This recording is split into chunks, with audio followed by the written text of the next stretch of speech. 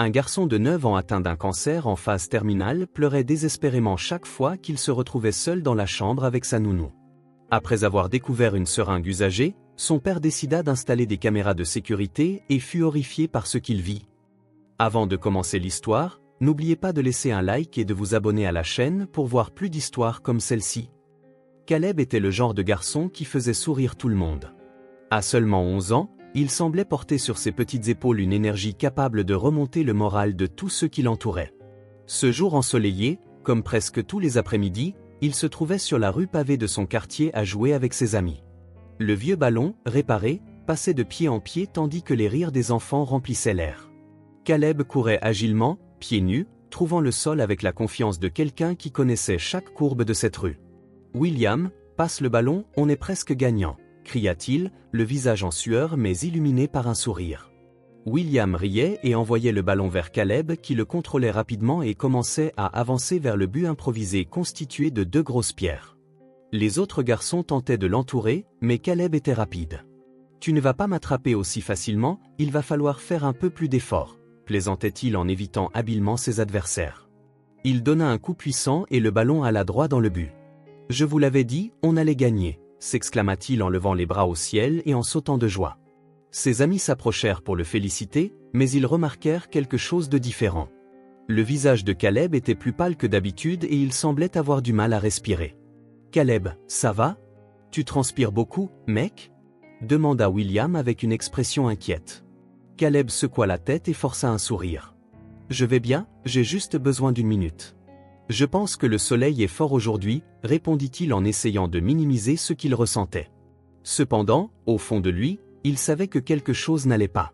Une sensation de faiblesse commença à envahir son corps et sa tête semblait tourner légèrement. Il s'assit sur le trottoir en prétendant vouloir se reposer, mais en réalité, il luttait pour ne pas montrer son malaise. Ses amis retournèrent jouer, mais Caleb resta assis, regardant le ballon rouler d'un côté à l'autre. Il se frotta les yeux qui commencèrent à devenir flous et posa sa tête dans ses mains. « Je ne peux pas les laisser réaliser que quelque chose ne va pas. Ils vont s'inquiéter et je ne veux pas gâcher le jeu, » pensa-t-il.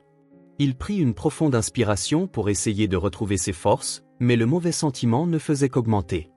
La sueur coulait sur son front même lorsqu'une légère brise commença à souffler dans la rue.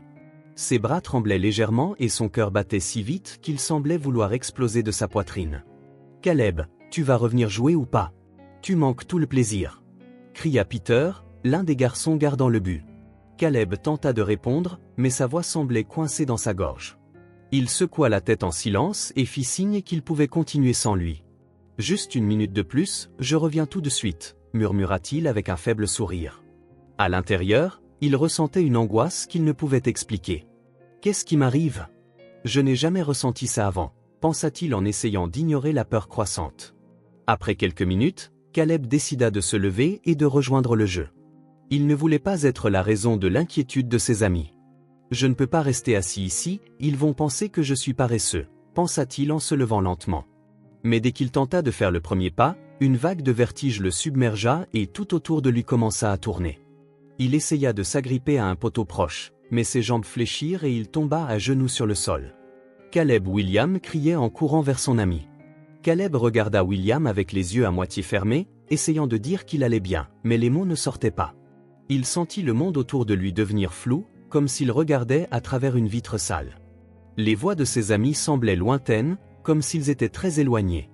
Il essaya de lever la main pour les calmer, mais avant qu'il puisse faire quoi que ce soit, tout devint noir. Son corps s'affaissa sur le côté et il perdit connaissance directement sur le trottoir brûlant. Les amis de Caleb se rassemblèrent autour de lui, tous avec des expressions paniquées. « Caleb, réveille-toi, parle-nous », implora William en secouant doucement son ami.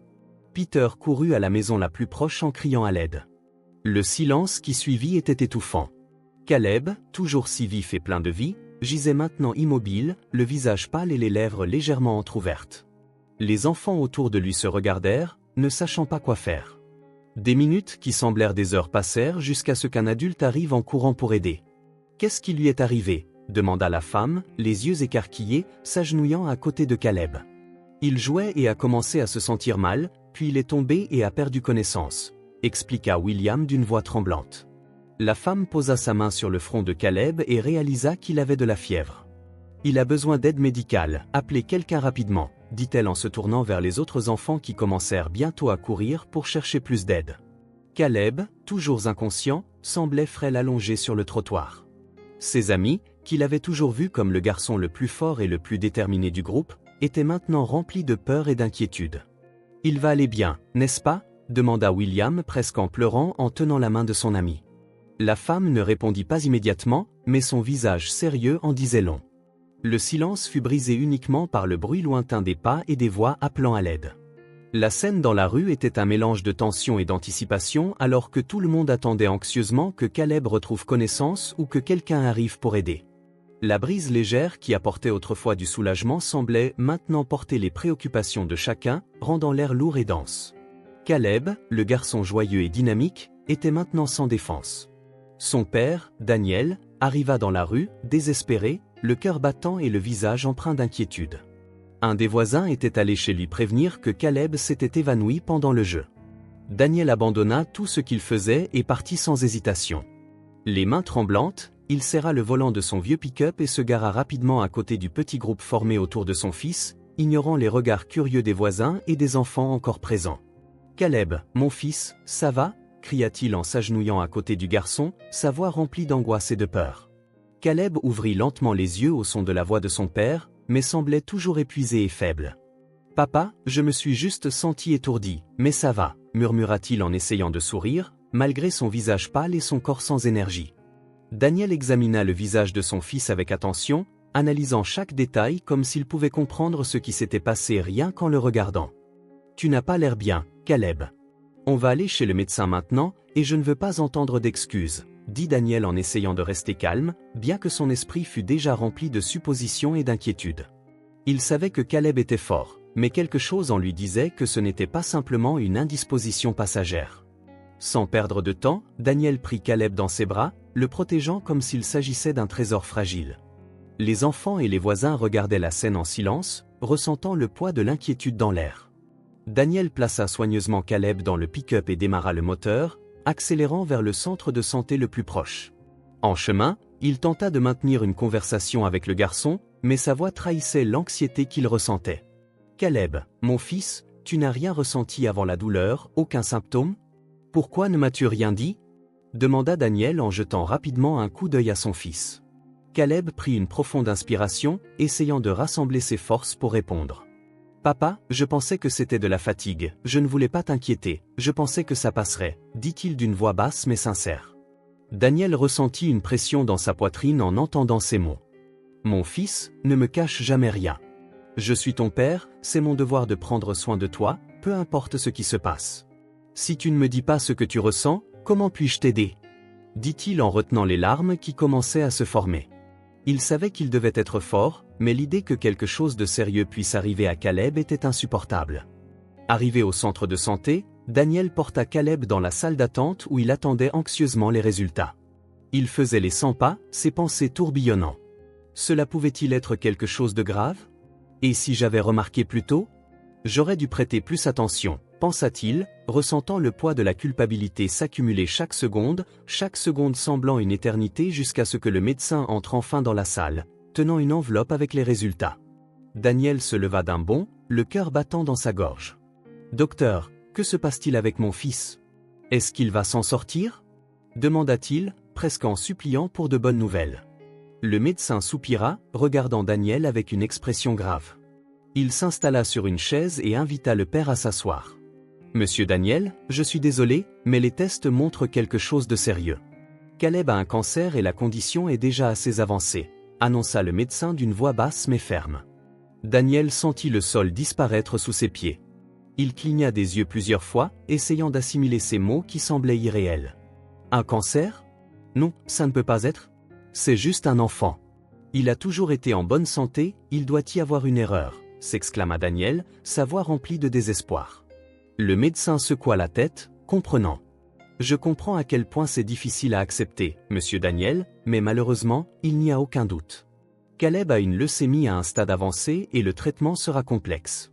Nous ferons tout ce que nous pouvons, mais je veux être honnête avec vous, le pronostic est très réservé, » expliqua le médecin avec un ton sérieux mais doux. Daniel sentit une larme rouler sur sa joue en regardant le sol, essayant de trouver la force de traiter cette information. Il ne pouvait pas croire que son garçon, si plein de vie, faisait face à quelque chose d'aussi dévastateur. Caleb fut ramené dans la salle après les examens, encore inconscient du diagnostic. Daniel entra dans la pièce et s'assit à côté de son fils, tenant sa petite main fragile. Caleb regarda son père avec curiosité. « Qu'est-ce que le docteur a dit, papa ? Ça va aller, n'est-ce pas ? » demanda le garçon avec un sourire timide. Daniel essaya de sourire en retour, mais sa voix se brisa. « Ça va aller, mon fils. Je te promets que nous ferons tout ce qu'il faut. Nous traverserons cela ensemble, dit-il en caressant les cheveux du garçon. À l'intérieur, il se sentait comme si son cœur se brisait en 1000 morceaux, mais il savait qu'il devait être fort pour Caleb. Le médecin revint peu après, expliquant qu'il serait nécessaire de commencer le traitement immédiatement pour tenter de contenir la maladie. Daniel acquiesça, déterminé. Il ne savait pas comment il allait affronter cela, mais il était sûr d'une chose, il ferait l'impossible pour sauver son fils.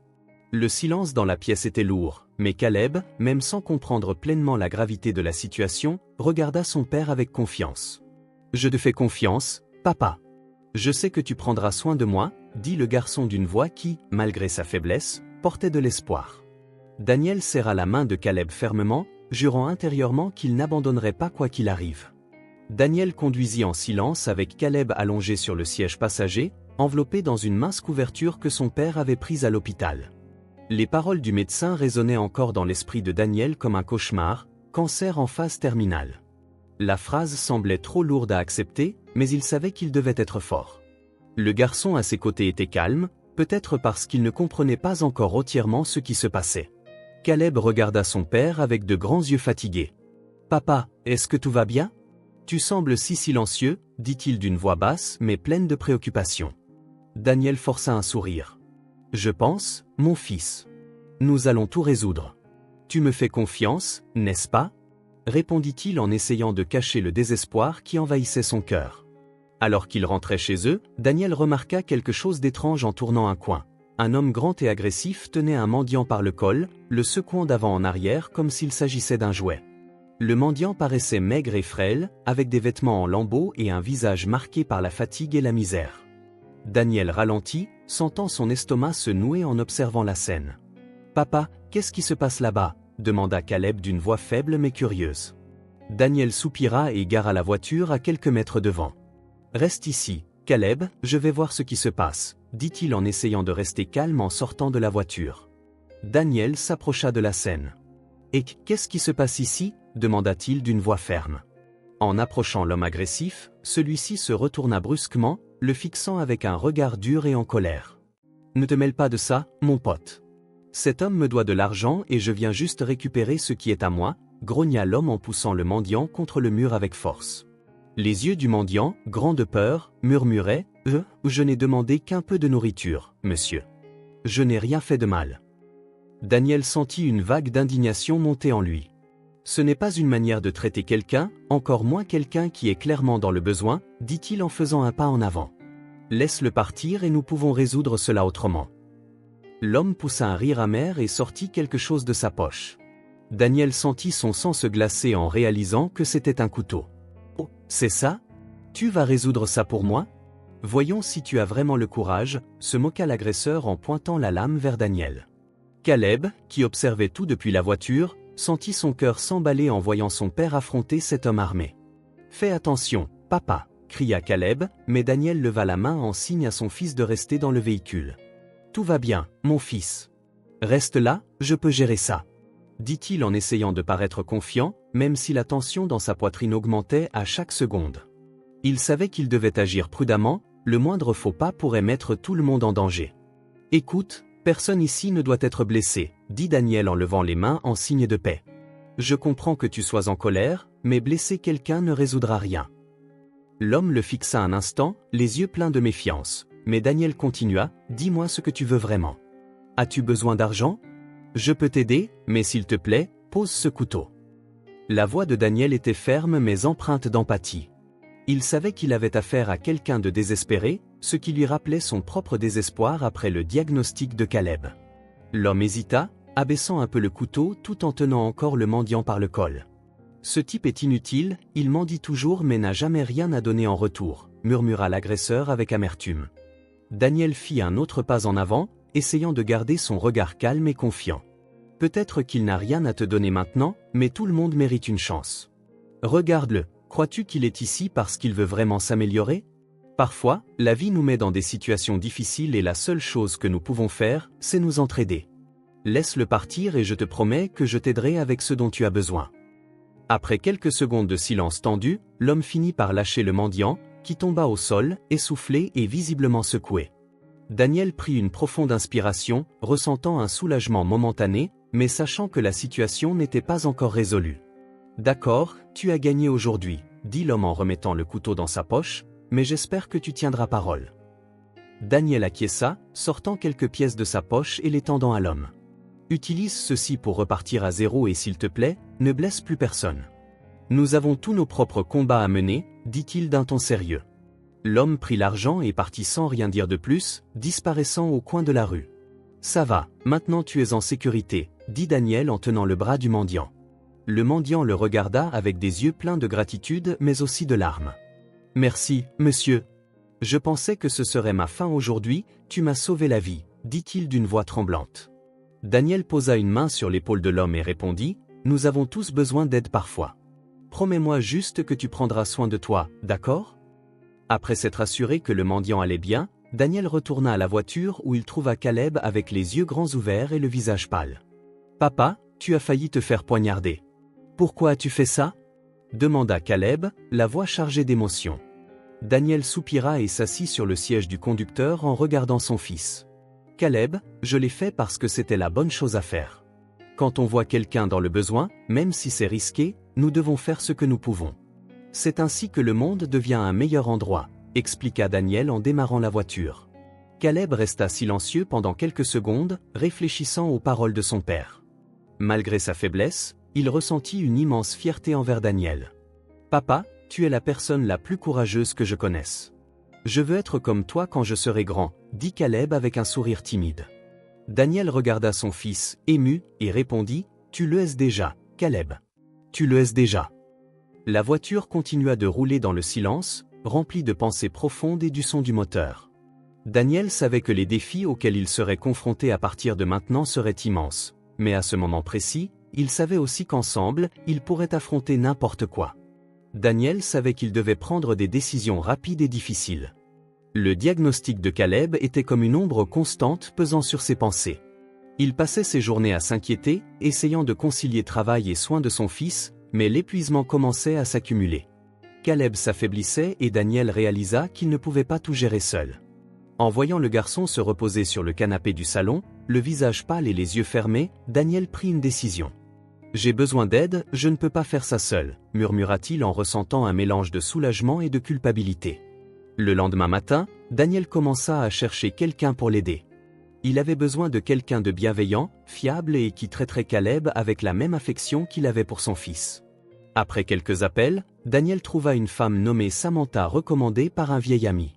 « Monsieur Daniel, j'ai de l'expérience avec les enfants, surtout dans les situations difficiles. Je promets de m'occuper de Caleb comme s'il était mon propre fils, » dit Samantha lors de l'entretien avec une voix chaleureuse et compatissante. Sentant qu'il pouvait lui faire confiance, Daniel accepta. « Samantha, je te demande juste de traiter mon fils avec patience et gentillesse. Il traverse une période difficile en ce moment, » répondit Daniel, la voix pleine de préoccupation.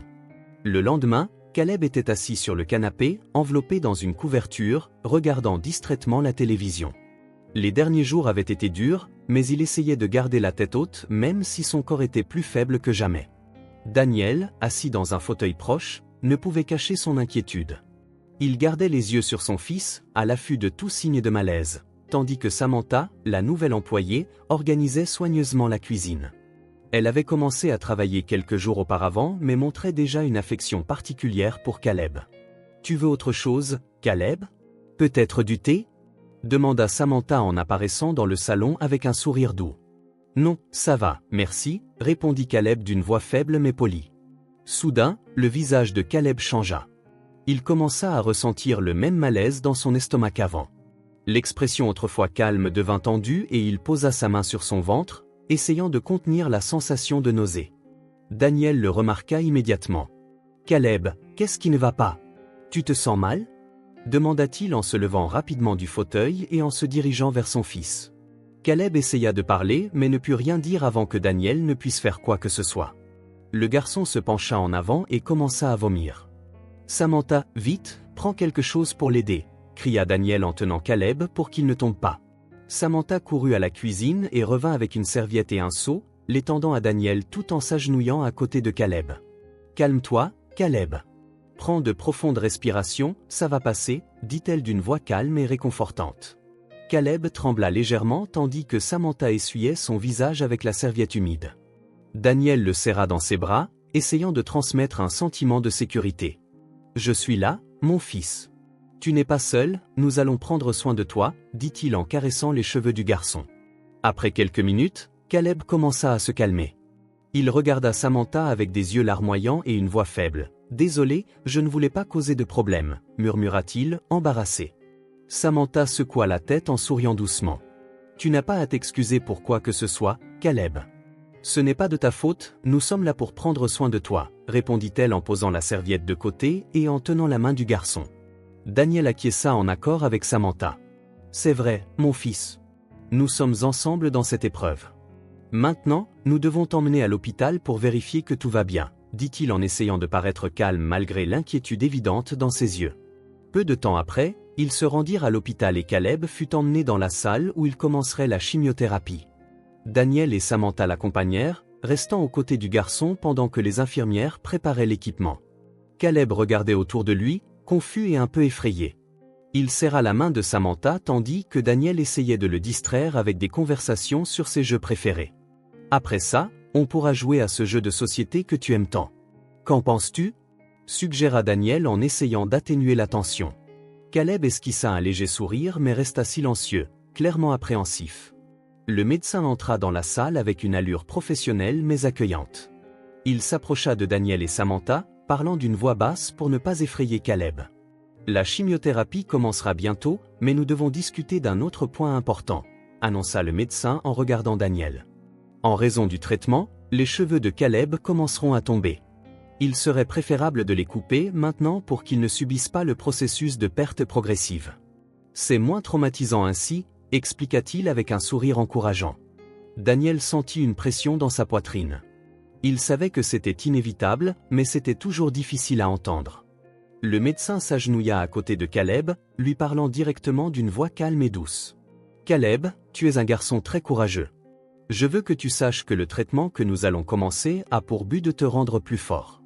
Une chose qui peut arriver est que tes cheveux tombent, donc nous avons pensé qu'il serait mieux de les couper maintenant pour que cela ne te dérange pas plus tard. Qu'en penses-tu ? Demanda-t-il avec un sourire encourageant. Caleb fronça les sourcils, confus. Mais pourquoi mes cheveux vont-ils tomber ?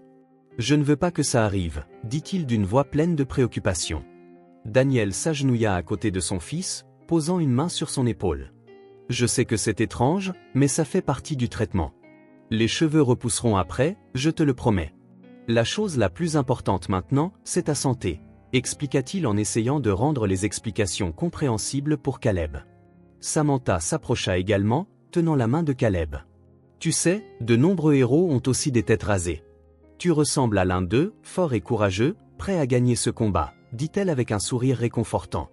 Malgré leurs mots de soutien, Caleb ne semblait pas convaincu. Il regarda son père et Samantha, les yeux remplis de larmes. Je ne veux pas couper mes cheveux, je les aime ainsi, dit-il, la voix tremblante. Daniel sentit son cœur se serrer, mais il savait qu'il devait être ferme. Je sais que c'est difficile, mon fils, mais ce n'est que pour un moment. Et quand tout cela sera fini, je te promets que nous laisserons tes cheveux repousser comme tu le souhaites, dit-il en passant sa main dans les cheveux du garçon. Peu de temps après, la coupe de cheveux fut réalisée par une infirmière. Caleb resta silencieux tout au long du processus, regardant le sol alors que les mèches tombaient au sol. Daniel et Samantha restèrent à ses côtés, offrant des mots de réconfort tout le temps. Une fois terminé, Caleb toucha sa tête, se sentant étrange. Il regarda Daniel avec une expression triste. « Papa, suis-je devenu moche maintenant ?» demanda-t-il d'une voix pleine d'insécurité. Daniel s'agenouilla à côté de lui, tenant fermement les épaules de son fils. « Tu ne seras jamais moche. Tu es le garçon le plus beau et le plus fort que je connaisse. Et tu sais quoi ? Cela montre que tu es un combattant, c'est ce qui compte, répondit-il, les yeux remplis d'émotion. Samantha s'approcha également, prenant un petit miroir et le montrant à Caleb. Tu es toujours le même, Caleb, comme toujours. Regarde-toi avec ce regard héroïque. Et tu sais quoi? Je trouve que ça te va à merveille, dit-elle en essayant de l'encourager. Caleb regarda le miroir hésitamment, mais peu à peu, un sourire timide apparut sur son visage. C'est différent, mais je vais m'y habituer, dit-il en essayant d'être positif. Daniel et Samantha échangèrent des regards, soulagés de voir qu'en dépit de la difficulté, Caleb commençait à trouver la force de continuer avec sa tête rasée et le début de la chimiothérapie. Caleb commençait à faire face à la réalité de son combat. Daniel et Samantha restèrent à ses côtés, déterminés à offrir tout le soutien nécessaire. La journée était loin d'être terminée, mais à ce moment-là, tout le monde savait qu'il faisait un pas important pour affronter ce qui les attendait. Le lendemain matin, Caleb se préparait à aller à l'école, mais quelque chose était différent. Il évitait de se regarder dans le miroir et s'agita nerveusement avec sa tête rasée. Daniel remarqua le comportement de son fils et essaya de le rassurer. « Caleb, tu es toujours le même garçon incroyable qu'avant. Tes amis te traiteront de la même manière qu'ils l'ont toujours fait, » dit Daniel en essayant de transmettre de la confiance. Caleb haussa les épaules sans répondre. Bien qu'il veuille croire les paroles de son père, une nouvelle et lourde insécurité semblait s'emparer de lui.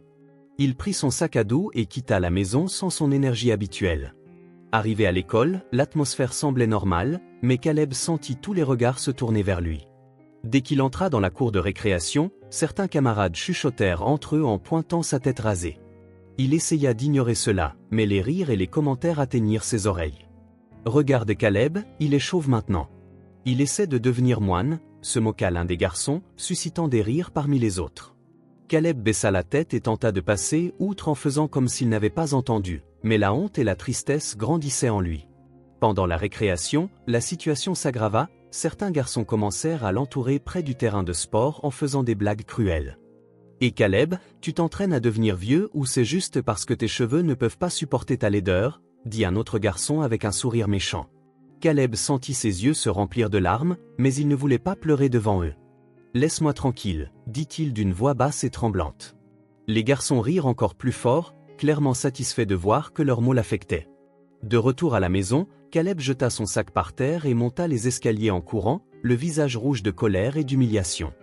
Daniel et Samantha, qui se trouvaient dans la cuisine, échangèrent des regards inquiets. « Je vais lui parler », dit Samantha en montant les escaliers après Caleb. Elle le trouva allongé sur le lit, le visage enterré dans l'oreiller. « Caleb, qu'est-ce qui s'est passé? Tu veux en parler ?» demanda-t-elle en s'asseyant à côté de lui. « Ça ne sert à rien, » répondit Caleb. « Il se moque de moi parce que je suis chauve. Je ne veux plus aller à l'école, » avoua-t-il, la voix étouffée par l'oreiller. Samantha soupira, sentant son cœur se serrer face à la souffrance de Caleb. « Caleb, je sais que c'est difficile, mais ce n'est pas grave. Tu te bats contre quelque chose de bien plus grand et cela fait de toi un garçon très courageux. Ces garçons ne comprennent pas cela parce qu'ils ne savent pas ce que c'est que d'être aussi fort que toi, » dit-elle en passant sa main dans ses cheveux. Caleb releva la tête, les yeux encore larmoyants, mais répondit tristement, « Je ne veux pas être fort, Samantha. Je veux juste être normal, comme avant. » Après avoir réfléchi quelques secondes, Samantha eut une idée. « Caleb, attends ici, je vais arranger ça, » dit-elle en quittant la chambre. Avant qu'il ne puisse répondre, Samantha se rendit dans un magasin du centre-ville et revint peu de temps après avec un sac à la main. « Caleb, regarde ce que j'ai acheté pour toi, » dit-elle en entrant dans la chambre avec un sourire excité. Caleb, curieux, se redressa sur le lit tandis que Samantha sortait une perruque du sac. « Je pensais que tu aimerais porter ça. C'est très similaire à tes cheveux avant, non ?» Caleb regarda la perruque, semblant hésitant un instant. Samantha posa la perruque sur sa tête et arrangea les mèches. Daniel, regardant depuis l'embrasure de la porte, sourit légèrement. « Tu es magnifique, Caleb. On dirait même que rien n'a changé, » dit Samantha en lui montrant un miroir. Caleb se regarda dans le reflet et ouvrit un sourire timide. « Je ressemble de nouveau à moi-même, » dit-il en touchant délicatement la perruque pour la première fois en plusieurs jours. Il semblait vraiment heureux. Daniel posa sa main sur l'épaule de son fils et dit, « Tu as toujours été toi-même, avec ou sans cheveux. Mais si ça te fait sentir mieux, alors c'est super. » Le lendemain, Caleb alla à l'école portant la perruque, se sentant plus confiant. Il entra dans la cour de récréation, bien que certains camarades continuèrent à chuchoter, il les ignora pendant les premières classes. Tout semblait bien se passer et Caleb commença même à se sentir plus à l'aise, croyant que les choses pouvaient redevenir normales. Mais pendant la récréation, alors qu'il courait jouer avec des amis, quelque chose d'inattendu se produisit. Alors qu'il essayait d'attraper le ballon, la perruque glissa de sa tête et tomba au sol, révélant de nouveau sa tête rasée. Un silence gênant s'abattit sur la cour de récréation pendant quelques secondes, suivi de rires. « Regarde ça, il porte une perruque !» cria un des garçons en pointant Caleb du doigt. Caleb sentit son visage brûler de honte en essayant de ramasser rapidement la perruque, mais avant qu'il ne puisse le faire, un des garçons lui donna un coup de pied, faisant voler la perruque au loin. « Tu penses que ça va te rendre normal ? T'es toujours chauve, c'est comme ça maintenant », se moqua le garçon tandis que les autres riaient. Caleb, les larmes aux yeux, tenta d'attraper la perruque, mais le même garçon lui donna un coup de pied à la jambe, le faisant tomber au sol. « Laisse-moi passer, chauve », dit le garçon avant de partir avec les autres. Caleb resta allongé là quelques secondes, ressentant la douleur dans sa jambe et l'humiliation dans sa poitrine. Il ramassa la perruque du sol, la nettoyant soigneusement tout en retenant ses larmes. « Pourquoi est-ce que ça m'arrive ?» pensa-t-il, se sentant plus seul que jamais. De retour à la maison, Caleb courut à l'intérieur, passa devant Daniel et Samantha et se dirigea directement vers sa chambre en claquant la porte. Daniel, inquiet, le suivit et le trouva assis sur le lit, tenant sa perruque et pleurant. « Caleb, qu'est-ce qui s'est passé ?» demanda Daniel en s'asseyant à côté de son fils. Caleb sanglota avant de répondre. « La perruque est tombée à l'école, papa. Tout le monde s'est moqué de moi et un garçon m'a même donné un coup de pied. Je n'en peux plus, dit-il, la voix pleine de douleur. » Daniel prit une profonde inspiration, sentant son cœur se serrer face à la souffrance de son fils. Il posa sa main sur l'épaule de Caleb et dit « Mon fils, je sais que c'est dur et que ce n'est pas juste que tu doives passer par là, mais je veux que tu te souviennes d'une chose, tu es bien plus que ce que les gens voient de l'extérieur. Tu as une force incroyable et aucun commentaire ou attitude de ces personnes ne peut changer qui tu es vraiment. » Caleb regarda son père, les larmes coulant toujours sur son visage. « Mais papa, je veux juste être comme les autres. Je ne veux pas que les gens me regardent de cette façon, » répondit-il. À ce moment-là, Samantha entra dans la chambre avec une serviette et une boisson chaude. « Caleb, tu es spécial parce que tu es toi-même. Et les gens qui comptent vraiment t'aimeront pour ce que tu es, pas pour ton apparence. Ne laisse pas ces garçons te faire oublier cela, » dit-elle en lui tendant la serviette. Caleb essuya son visage, toujours triste mais ressentant le soutien de Samantha et de Daniel comme un soulagement malgré la douleur de la journée. Il savait qu'au moins chez lui, il était accepté et aimé. Cette nuit-là, Caleb s'endormit avec sa perruque à côté de son lit tandis que Daniel et Samantha parlaient dans le salon, déterminés à trouver un moyen de protéger le garçon des cruautés du monde extérieur. Daniel ne pouvait pas oublier l'humiliation que Caleb avait subie à l'école et les mots de son fils la veille l'obsédaient. « Papa, je veux juste être comme les autres. » Il savait que Caleb faisait face à une bataille difficile, non seulement contre la maladie mais aussi contre la cruauté de ceux qui ne comprenaient pas sa situation. Le matin suivant, Daniel prit une décision. « Je vais à l'école, je vais parler au directeur et m'assurer que cela ne se reproduise plus. Personne n'a le droit de traiter mon fils de cette manière, » dit-il à Samantha en sirotant son café, une détermination sombre dans les yeux. Samantha, qui finissait de mettre la table, hocha la tête. « Je pense que c'est une bonne idée. Caleb a besoin de savoir que tu es de son côté et que ces garçons doivent comprendre que ce qu'ils font est mal, » dit-elle d'un ton ferme mais accueillant. Daniel regarda l'horloge et soupira. « Je vais passer là-bas avant d'aller à l'entreprise. Je ne peux pas laisser cela passer, » conclut-il en finissant rapidement son café, attrapa ses clés de voiture et se prépara à partir. Mais il fut interrompu par le téléphone qui sonnait de façon urgente. Lorsqu'il décrocha, l'expression de Daniel changea instantanément. Au bout du fil, la voix du médecin de Caleb sonna sérieuse et grave. « Monsieur Daniel, je suis désolé de vous appeler ainsi, mais nous avons besoin que vous veniez à l'hôpital immédiatement. Il y a quelque chose d'important concernant l'état de Caleb dont nous devons discuter, » dit le médecin. Daniel sentit un nœud se former dans son estomac et le monde sembla s'arrêter un instant. Il raccrocha sans dire grand-chose, prit ses clés et se précipita dehors avec Samantha le regardant partir, inquiète. À l'hôpital, Daniel fut conduit dans une chambre privée où le médecin l'attendait. L'attitude professionnelle du médecin en disait long avant même qu'il n'ouvre la bouche. « Monsieur Daniel, je sais que ce n'est pas facile à entendre, mais nous devons être francs. Caleb est à un stade très avancé de la maladie et le traitement que nous appliquons n'a pas l'effet escompté. Nous faisons tout ce que nous pouvons pour le maintenir confortable, mais son temps est limité, annonça le médecin, sa voix lourde de tristesse. Daniel sentit le sol s'effondrer sous ses pieds. Il porta ses mains à son visage, essayant de traiter l'information, mais la douleur était écrasante. « Combien de temps lui reste-t-il » demanda-t-il, la voix étranglée. Le médecin hésita un instant avant de répondre. « C'est difficile à dire avec certitude, mais peut-être quelques semaines au maximum, » répondit-il. Daniel ne put retenir ses larmes. Il s'était préparé à des batailles difficiles, mais rien au monde ne l'avait préparé à perdre son enfant. Après avoir passé un certain temps assis à l'hôpital pour rassembler ses forces, Daniel décida qu'il devait aller à l'entreprise pour résoudre certains problèmes en suspens. Il savait qu'il était difficile de penser au travail à ce moment-là, mais il comprit aussi qu'il devait assurer la stabilité financière pour faire face à tout ce qui se passait à l'entreprise. Son partenaire, Jonathan, l'attendait avec une expression impatiente. « Daniel, tu te présentes enfin après des semaines. Tu n'as presque pas mis les pieds ici. Comment veux-tu que l'entreprise fonctionne ainsi ?» commença Jonathan, croisant les bras et fixant Daniel avec mépris. Daniel prit une profonde inspiration, essayant de rester calme. Il savait que Jonathan ne comprendrait pas, mais il tenta quand même d'expliquer. « Jonathan, je sais que je n'ai pas été aussi présent, mais je fais face à quelque chose de personnel. Mon fils a un cancer, il est très malade et maintenant, la priorité est d'être avec lui, » dit Daniel d'une voix basse mais ferme. Cependant, Jonathan ne montra aucune empathie. « Nous avons tous des problèmes, Daniel. Penses-tu que tu es le seul ?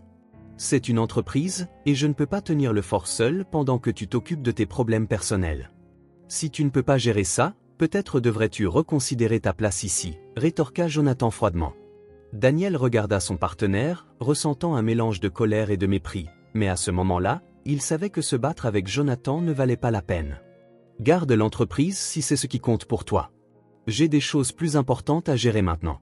Bonne chance avec ton entreprise, » dit Daniel avant de prendre sa mallette et de partir sans se retourner. Il savait qu'il laissait quelque chose d'important derrière lui, mais pour lui, rien n'était plus important que d'être aux côtés de Caleb. Dans les jours qui suivirent, alors qu'il se rapprochait de chez lui, Daniel remarqua quelque chose d'étrange. Une colonne de fumée s'élevait au loin. À mesure qu'il approchait, l'odeur de brûlé se faisait plus forte. Son cœur battait la chamade lorsqu'il réalisa que la fumée venait de la direction de sa propre maison. Il accéléra, s'arrêtant brusquement devant la grille. La vue le laissa sans souffle. La maison était en feu et les flammes consumaient rapidement les fenêtres et les murs. Les voisins s'étaient rassemblés dehors, certains essayant d'aider tandis que d'autres observaient simplement, choqués. Daniel gara la voiture brusquement devant la maison et ce qu'il vit le fit rester figé un instant.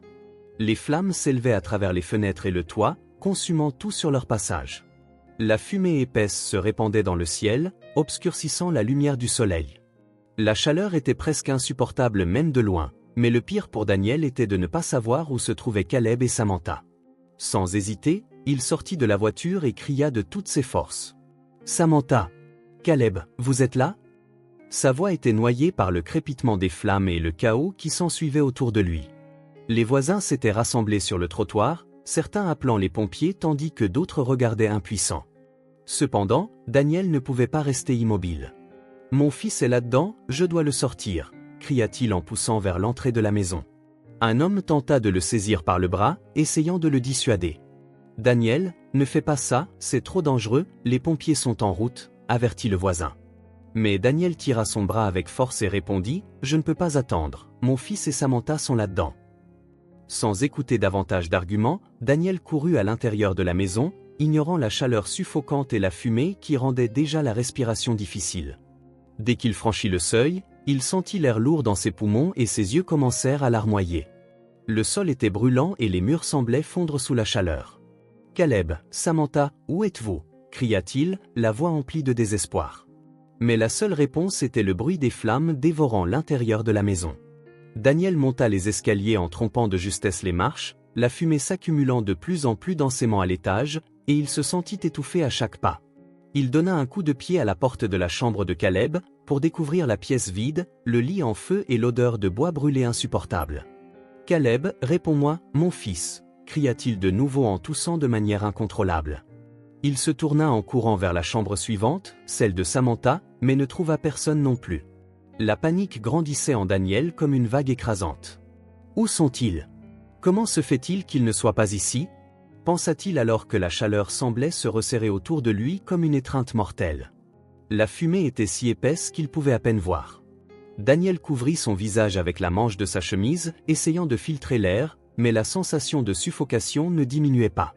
Il savait qu'il n'avait pas beaucoup de temps, mais il refusait de partir sans savoir où étaient son fils et Samantha.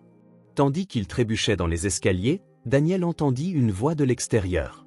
Il ne pouvait pas distinguer clairement les mots, mais cela ressemblait à des cris de la foule dehors. Il essaya de se concentrer, mais la fumée rendait tout confus. Lorsqu'il atteignit la porte d'entrée, il s'arrêta un instant et regarda dehors, les yeux à moitié fermés par l'irritation. Là-bas, il pouvait voir deux silhouettes parmi la foule des voisins. C'était Samantha tenant Caleb dans ses bras. Daniel tenta de crier, mais sa voix sortit étouffée et faible. Il fit un pas vers la sortie, mais son corps commença à fléchir. La combinaison de la chaleur, de la fumée et de l'effort prenait le dessus. Il essaya de marcher plus vite, mais ses pieds semblaient lourds comme du plomb. Chaque respiration apportait plus de douleur et l'air entrant dans ses poumons ressemblait à du feu. Daniel sentit sa vision commencer à s'assombrir sur les bords, comme si la maison se refermait sur lui. À quelques mètres de la porte, Daniel tomba à genoux. Il tendit la main, essayant d'atteindre la lumière extérieure, mais tout semblait trop loin. « Je dois les rejoindre », pensa-t-il alors que ses poumons brûlaient et que la faiblesse prenait le dessus sur son corps. Daniel tenta de se relever à nouveau, mais ses jambes ne lui obéissaient pas. La dernière chose qu'il vit avant de s'effondrer au sol fut la silhouette de Samantha avec Caleb dans ses bras, tous deux sains et saufs mais trop loin pour qu'il puisse les atteindre. Puis tout devint noir. Daniel ouvrit lentement les yeux, ressentant une légère douleur dans sa poitrine et le son constant d'un moniteur cardiaque en arrière-plan. La lumière blanche de l'hôpital semblait intense et il lui fallut quelques secondes pour comprendre où il se trouvait. Il cligna plusieurs fois des yeux, ajustant sa vision jusqu'à ce qu'il réalise que Caleb était assis au chevet de son lit. Le garçon arborait un petit sourire soulagé en tenant la main de son père. « Papa, ça va ?» demanda Caleb, sa voix basse mais remplie de préoccupation. Daniel tenta de se lever, mais un vertige le força à abandonner. Il regarda Caleb, le souvenir de l'incendie revenant rapidement. « Caleb, toi et Samantha, est-ce que ça va? Qu'est-ce qui s'est passé ?» demanda-t-il, la voix faible et rauque. Caleb hocha la tête en serrant fermement la main de son père. « Nous allons bien, papa, c'était juste une frayeur. Le médecin a dit que tu avais perdu connaissance à cause de la fumée, mais ils t'ont sorti à temps. » Le garçon expliqua, les yeux brillants de soulagement. Daniel prit une profonde inspiration, sentant le poids de la peur être remplacé par la gratitude. Samantha entra dans la pièce à ce moment-là, apportant un verre d'eau à Daniel. « Je suis content que tu te sois réveillé, Caleb était tellement inquiet, mais tout va bien maintenant, » dit-elle avec un sourire rassurant. Daniel la regarda, encore en train de tout assimiler. « Que s'est-il passé dans la maison ?» demanda-t-il. Samantha soupira en posant le verre sur la table près du lit. Les pompiers ont dit que c'était un court-circuit électrique dans la cuisine. Quand j'ai vu la fumée, je suis allé chercher Caleb. On a eu de la chance de sortir à temps, puis on t'a vu entrer. C'était effrayant. Elle expliqua, la voix étranglée. Daniel regarda Caleb, qui semblait fatigué mais essayait de rester fort. Il tendit la main et serra son fils dans une étreinte serrée. « Je pensais vous avoir perdus tous les deux. Je ne sais pas ce que je ferais si ça arrivait. » dit Daniel, la voix tremblante d'émotion. Caleb le serra en retour et répondit, « Papa, je suis là, nous sommes ensemble pour toujours. » Daniel ferma les yeux un instant, sentant les larmes silencieuses couler. Il savait que ce moment était précieux, mais il ressentait aussi que leur temps était compté. Après quelques jours à l'hôpital, Daniel fut enfin autorisé à rentrer chez lui. Il décida de ne pas retourner dans l'ancienne maison, car le feu avait tout détruit. Avec l'aide de Samantha, il trouva une nouvelle maison petite et simple mais assez confortable pour repartir à zéro. « Caleb, qu'en penses-tu » demanda-t-il. « C'est plus petit, mais c'est notre maison maintenant » répondit Daniel en montrant la pièce qui serait celle de son fils. Caleb sourit légèrement. « J'aime ça, papa, c'est parfait pour nous. »« Merci » répondit le garçon avec une lueur timide dans les yeux. Le lendemain matin, alors qu'ils organisaient la nouvelle maison, la sonnette retentit. Daniel ouvrit la porte et trouva Jonathan, son partenaire d'affaires, debout là avec une expression sérieuse et impatiente. Daniel soupira, s'attendant déjà au pire. « Jonathan, que fais-tu ici » demanda-t-il en gardant un ton calme mais visiblement fatigué. Jonathan entra sans y être invité, regardant autour de lui avec mépris. Daniel, l'entreprise est en déclin. Comme si ta disparition pendant des semaines ne suffisait pas, maintenant tu as tout simplement tout abandonné. Je tiens le fort seul et ça ne peut pas continuer ainsi, dit Jonathan en croisant les bras. Daniel prit une profonde inspiration, essayant de contenir son irritation. Jonathan, je t'ai déjà dit que mon fils est malade et qu'il est ma priorité maintenant. L'entreprise peut attendre, répondit-il fermement. Cependant, Jonathan ne semblait pas disposé à écouter. Priorité, Daniel ? C'est une entreprise, pas une œuvre de charité. Si tu ne peux pas séparer ta vie personnelle du travail, peut-être ne devrais-tu pas être à la tête, rétorqua Jonathan, sa voix empreinte de mépris. Daniel plissa les yeux mais tenta de rester calme. Jonathan, tu ne sais pas ce que je traverse. Mon fils va bientôt mourir. J'essaie de profiter du temps qu'il me reste avec lui, dit-il, la voix lourde de douleur. Jonathan poussa un rire sec en secouant la tête. Donc voilà, tu laisses tout s'effondrer à cause d'un garçon qui ne sera plus là très longtemps. Peut-être que ce serait mieux s'il partait bientôt, comme ça tu pourrais te concentrer sur ce qui compte vraiment, répondit Jonathan d'un ton cruel et insensible. Daniel resta immobile un instant, comme s'il n'arrivait pas à croire ce qu'il venait d'entendre, mais la colère commença à grandir en lui comme un feu incontrôlable. Sans réfléchir, Daniel s'avança et gifla Jonathan violemment en pleine figure. Le bruit résonna dans la pièce et Jonathan resta figé un instant, se mettant la main au visage. « Ne parle plus jamais de mon fils de cette manière, » dit Daniel d'une voix ferme, les yeux brillants de rage. « Je peux tout perdre, mais je n'accepterai pas que tu manques de respect à la vie de mon fils. Sors de ma maison maintenant. » Jonathan, visiblement irrité, tenta de répondre, mais l'intensité dans le regard de Daniel le fit reculer.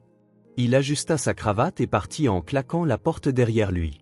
Caleb, qui était dans sa chambre et avait entendu la dispute, apparut dans le salon, regardant son père avec curiosité. « Papa, que s'est-il passé ? Pourquoi es-tu en colère ?» demanda-t-il avec une expression confuse. Daniel s'agenouilla devant son fils, tenant tendrement ses petites mains. « Rien dont tu aies à t'inquiéter, mon fils. Juste des affaires de travail, mais ça n'a pas d'importance maintenant. Ce qui compte, c'est que nous sommes ensemble et que je ferai tout pour te protéger, dit-il d'une voix plus calme. Samantha entra dans la pièce avec un regard inquiet, mais Daniel secoua simplement la tête, indiquant que tout était résolu. Il savait que les choses devenaient de plus en plus difficiles, mais il savait aussi qu'il ferait tout pour son fils. En tenant la main de Caleb, Daniel ressentit une force renouvelée. Il avait beaucoup perdu, mais il avait encore la chose la plus importante à ses côtés, et c'était tout ce qui comptait. Daniel était assis sur le canapé du petit salon de la nouvelle maison, le regard fixé sur un point aléatoire du mur. Caleb jouait silencieusement dans le coin, assemblant un puzzle que Samantha lui avait acheté, tandis que Samantha, comme toujours, organisait les choses autour de la maison. Malgré l'atmosphère paisible, Daniel ressentait un poids dans sa poitrine qui semblait grandir à chaque instant. Il regarda son fils et Samantha, qui le regardaient attentivement comme s'il pressentait qu'un événement allait se produire. « Samantha, j'ai besoin de sortir, je dois régler quelque chose d'important, » dit Daniel en se levant brusquement. Samantha fronça les sourcils, surprise par la décision soudaine. « Qu'est-ce que tu vas faire, Daniel ? Est-ce que c'est lié à l'entreprise ? » demanda-t-elle, essayant de comprendre. Daniel secoua la tête en prenant les clés de la voiture. « Ce n'est pas une question de travail, c'est personnel. »« Je dois faire ça seul, » répondit-il d'une voix ferme mais chargée de tension. Elle ne put déchiffrer ses paroles. « Papa, est-ce que tu vas prendre longtemps ? Tu reviendras bientôt ?»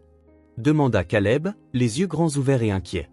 Daniel se baissa doucement, tenant les petites mains de son fils. « Je reviendrai, mon fils, je promets que je ne prendrai pas trop de temps. En attendant, reste ici avec Samantha, d'accord ? Elle prendra soin de toi, » dit-il en essayant de sourire, mais le regard distant dans ses yeux trahissait qu'une chose plus grande pesait sur lui.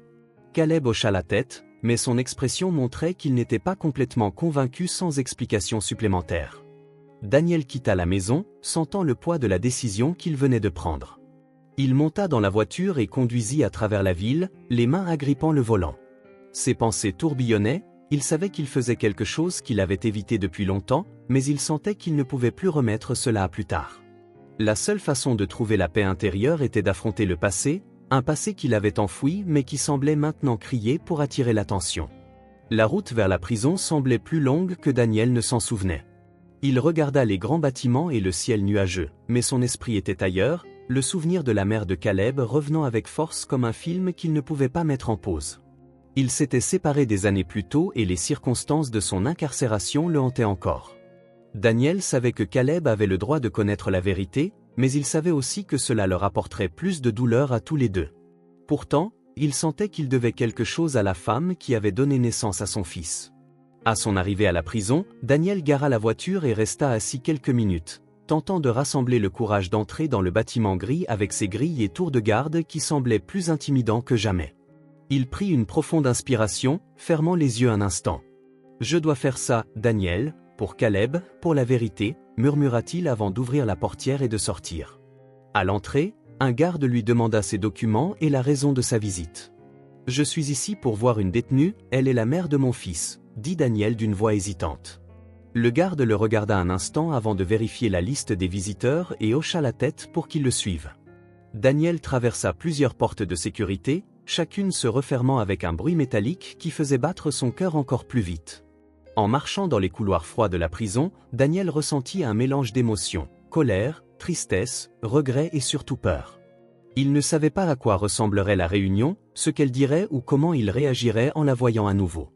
Lorsqu'un deuxième garde le conduisit à la salle de visite, Daniel sentit ses mains devenir moites. Il s'assit sur l'une des chaises en métal, regardant la porte. Elle entrerait bientôt. Son cœur semblait battre de plus en plus vite à chaque seconde. La porte s'ouvrit enfin et Daniel vit la silhouette d'une femme entrer. Elle était plus mince qu'il ne se souvenait, ses cheveux attachés en un chignon désordonné et ses mains menottées devant elle. Mais les yeux étaient les mêmes, les yeux qu'il avait connus des années auparavant, pleins de vie mais maintenant marqués par la douleur et le temps. Daniel resta immobile, ne sachant pas comment commencer. Il savait que ce moment allait tout changer. Il resta assis, observant Nathalie devant lui alors qu'il essayait de trouver les mots justes pour entamer la conversation. Il y avait tant de sentiments conflictuels en lui, colère contre ce qu'elle avait fait, tristesse pour ce qu'il traversait et une pointe de culpabilité d'avoir mis si longtemps à la chercher. Nathalie, de son côté, semblait aussi surprise que lui, ses yeux maintenant fatigués et marqués par le temps fixé sur Daniel, cherchant une explication. « Pourquoi es-tu venu ici, Daniel ?» demanda-t-elle, sa voix rauque presque un murmure. « Après tout ce temps, qu'est-ce qui t'amène à moi ?» Daniel prit une profonde inspiration, se penchant en avant alors qu'il reposait ses coudes sur la table métallique qui les séparait. Il savait que cette conversation serait difficile, mais il ne pouvait plus la reporter. « Nathalie, je ne suis pas ici pour moi-même, je suis ici pour Caleb, » dit-il, sa voix lourde, laissant le nom de leur fils suspendu dans l'air. Il vit un changement immédiat sur le visage de Nathalie, ses yeux autrefois fatigués maintenant remplis de préoccupation et de curiosité. « Caleb, que s'est-il passé ? Est-il en sécurité ?» demanda-t-elle, se penchant en avant avec urgence dans son ton. Daniel avala difficilement, luttant contre les larmes qui menaçaient de tomber. « Non, Nathalie, il ne va pas bien. Caleb est malade, très malade, » commença-t-il, sentant sa gorge se serrer. « Il a un cancer et le médecin a dit qu'il ne lui reste pas beaucoup de temps. » Les mots semblèrent résonner dans la pièce, remplissant l'espace d'une douleur palpable. Les yeux de Nathalie s'écarquillèrent alors qu'elle portait ses mains menottées à sa bouche. « Non, ça ne peut pas être. Caleb est juste un enfant, il a toujours été en bonne santé. Comment cela a-t-il pu arriver ?» demanda-t-elle, la voix étranglée de larmes commençant à couler sur son visage. « J'aimerais le savoir aussi, Nathalie, mais ce qui compte maintenant, c'est qu'il a besoin de toi. Je sais que les choses entre nous se sont terminées horriblement, mais Caleb t'aime toujours. Il demande toujours après toi. Même si j'ai évité de parler du passé, je ne peux pas lui refuser cela maintenant. Il mérite de te voir au moins une dernière fois, » dit Daniel, sa voix ferme mais pleine d'émotion. Nathalie le regarda avec un mélange de choc et de remords, les larmes coulant librement. « Je n'ai jamais voulu blesser Caleb. Tout ce que j'ai fait, peu importe la gravité, n'a jamais été à cause de lui.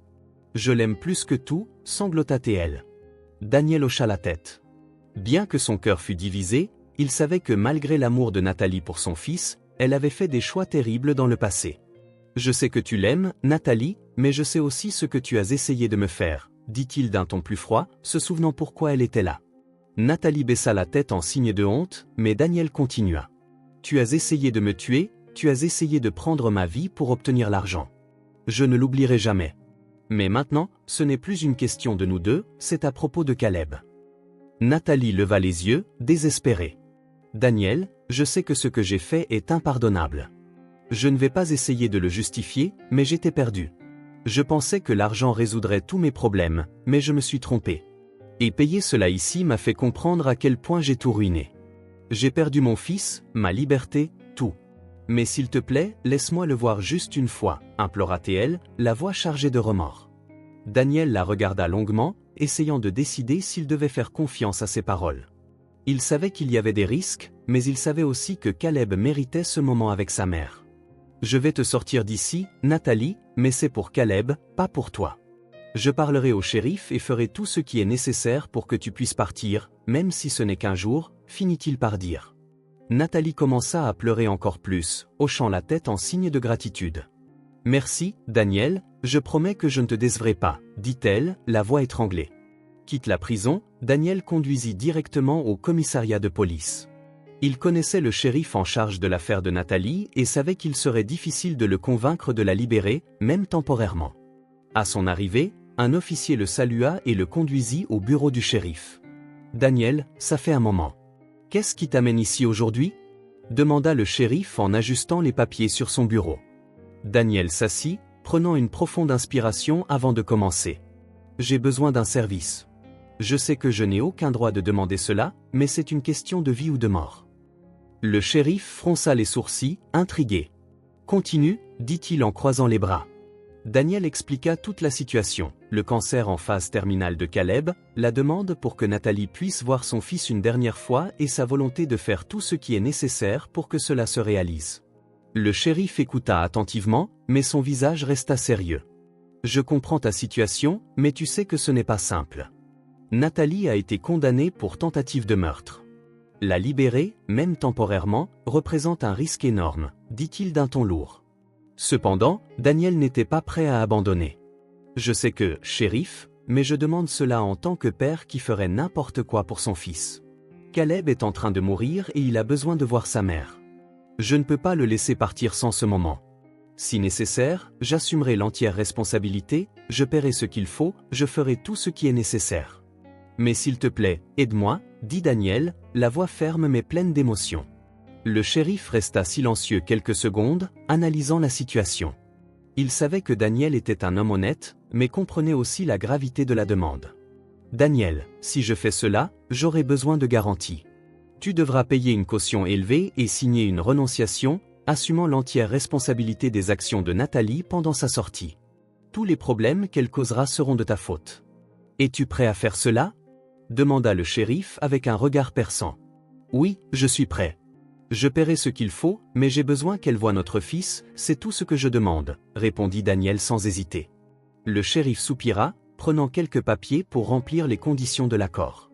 Très bien, Daniel, mais cela doit être rapide, un jour au maximum. Et si quelque chose devient incontrôlable, je ne pourrai pas te protéger, dit-il pendant que Daniel signait les documents. Merci, shérif. Vous ne savez pas combien cela signifie pour moi et mon fils, dit Daniel en serrant fermement la main de l'homme.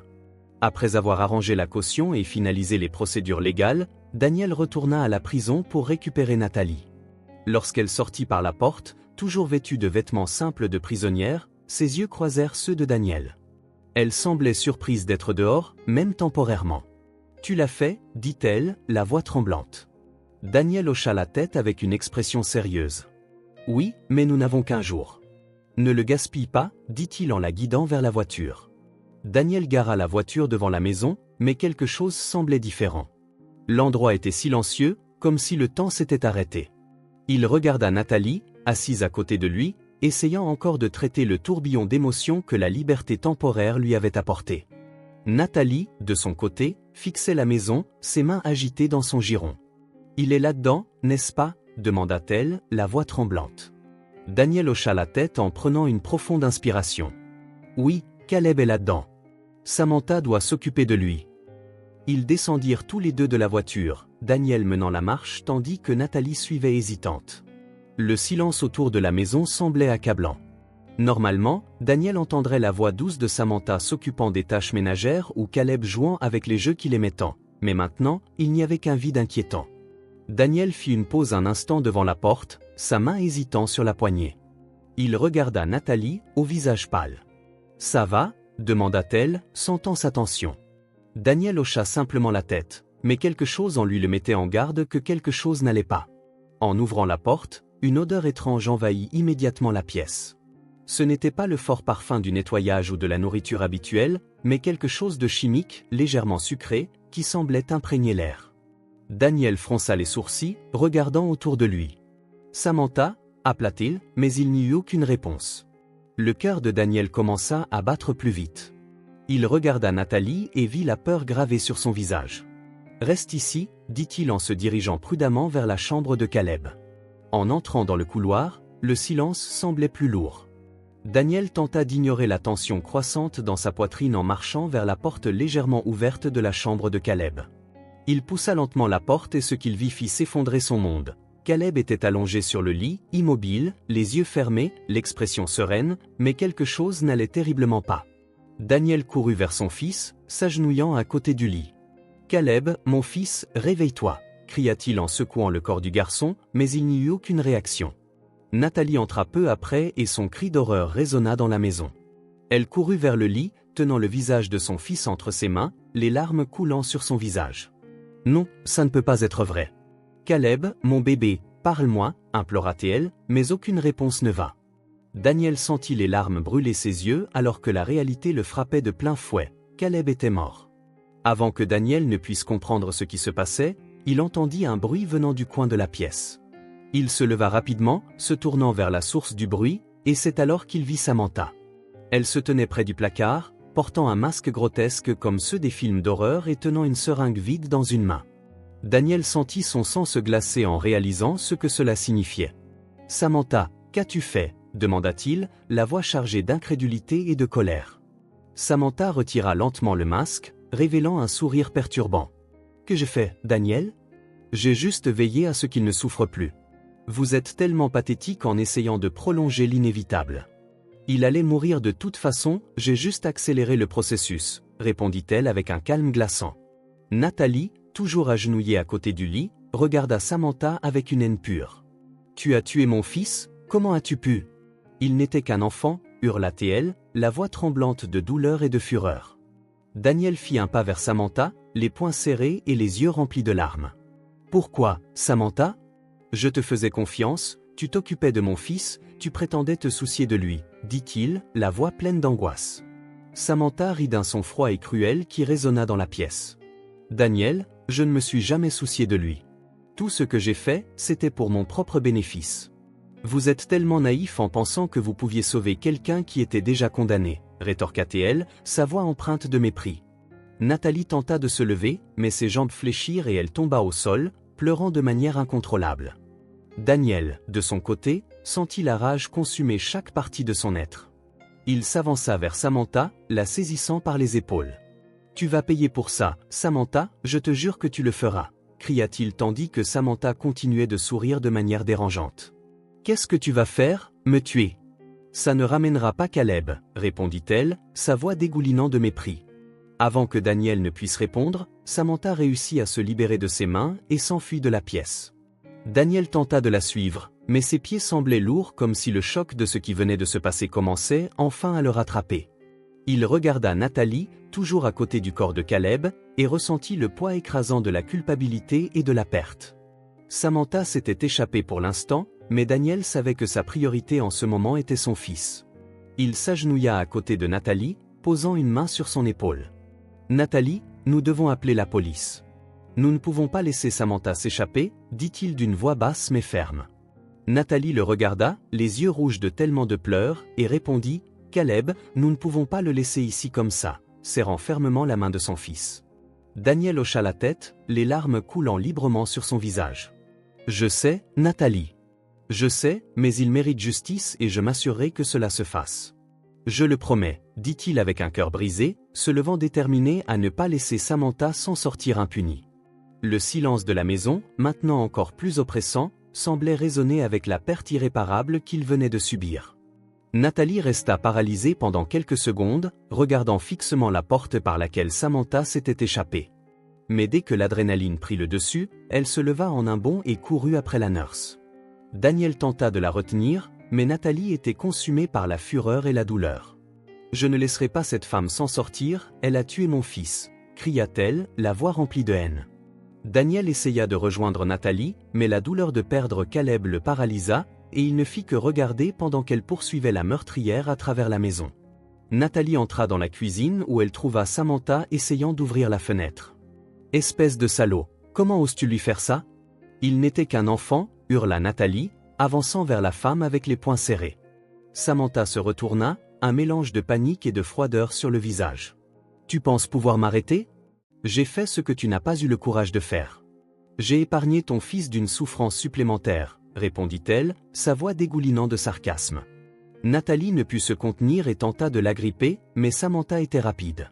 Elle monta sur l'évier, en un bond, s'échappa par la fenêtre, disparaissant dans l'obscurité. Daniel arriva dans la cuisine peu après et vit Nathalie debout près de la fenêtre ouverte, haletante et les larmes coulant sur son visage. Elle s'est échappée, dit Nathalie presque à voix basse avant de s'effondrer au sol, complètement consumée par le désespoir. Daniel s'approcha et l'aida à se relever. Elle a pu s'échapper pour l'instant, mais elle ne s'en sortira pas. Je vais m'assurer qu'elle paie pour ça, dit-il, la voix ferme mais empreinte de douleur.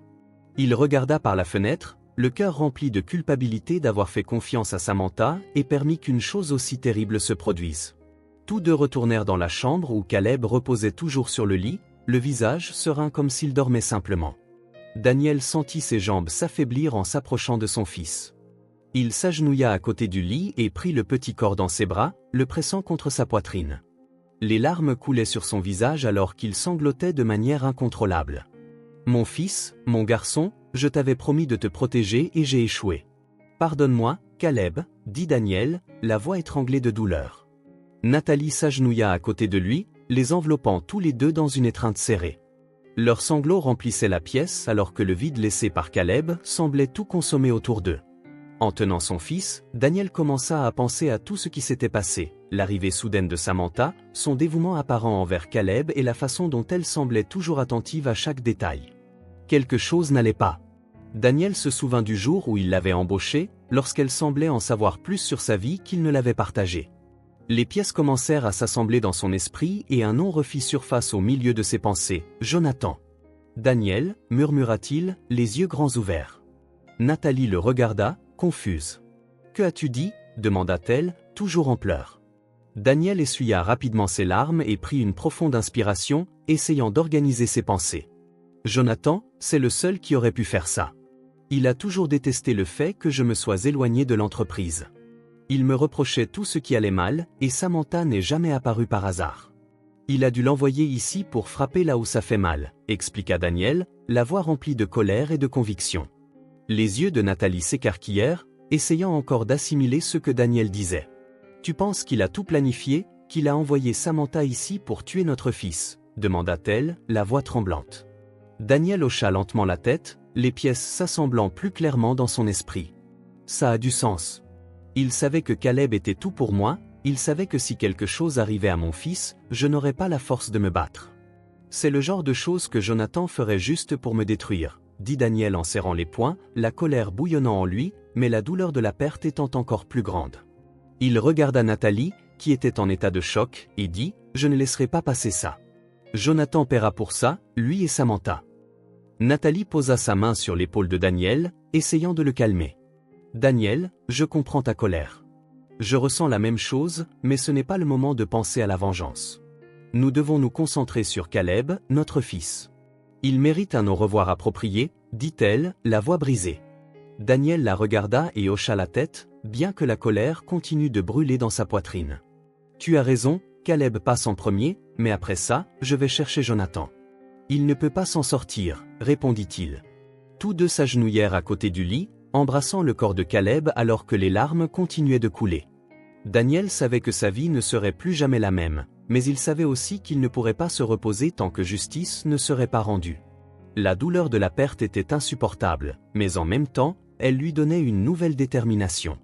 Il se jura de lui-même qu'il honorerait la mémoire de Caleb en s'assurant que ceux qui avaient causé sa mort paieraient pour ce qu'ils avaient fait. Entre-temps, Jonathan parcourait les rues animées du centre-ville avec son habituelle attitude de supériorité. Sa présence attirait l'attention, mais pas pour les bonnes raisons. Il passait devant les piétons avec mépris, comme si tout le monde autour de lui était insignifiant. Vêtu d'un costume impeccable et portant une mallette en cuir coûteuse, il semblait intouchable, mais son âme était aussi entachée que ses intentions.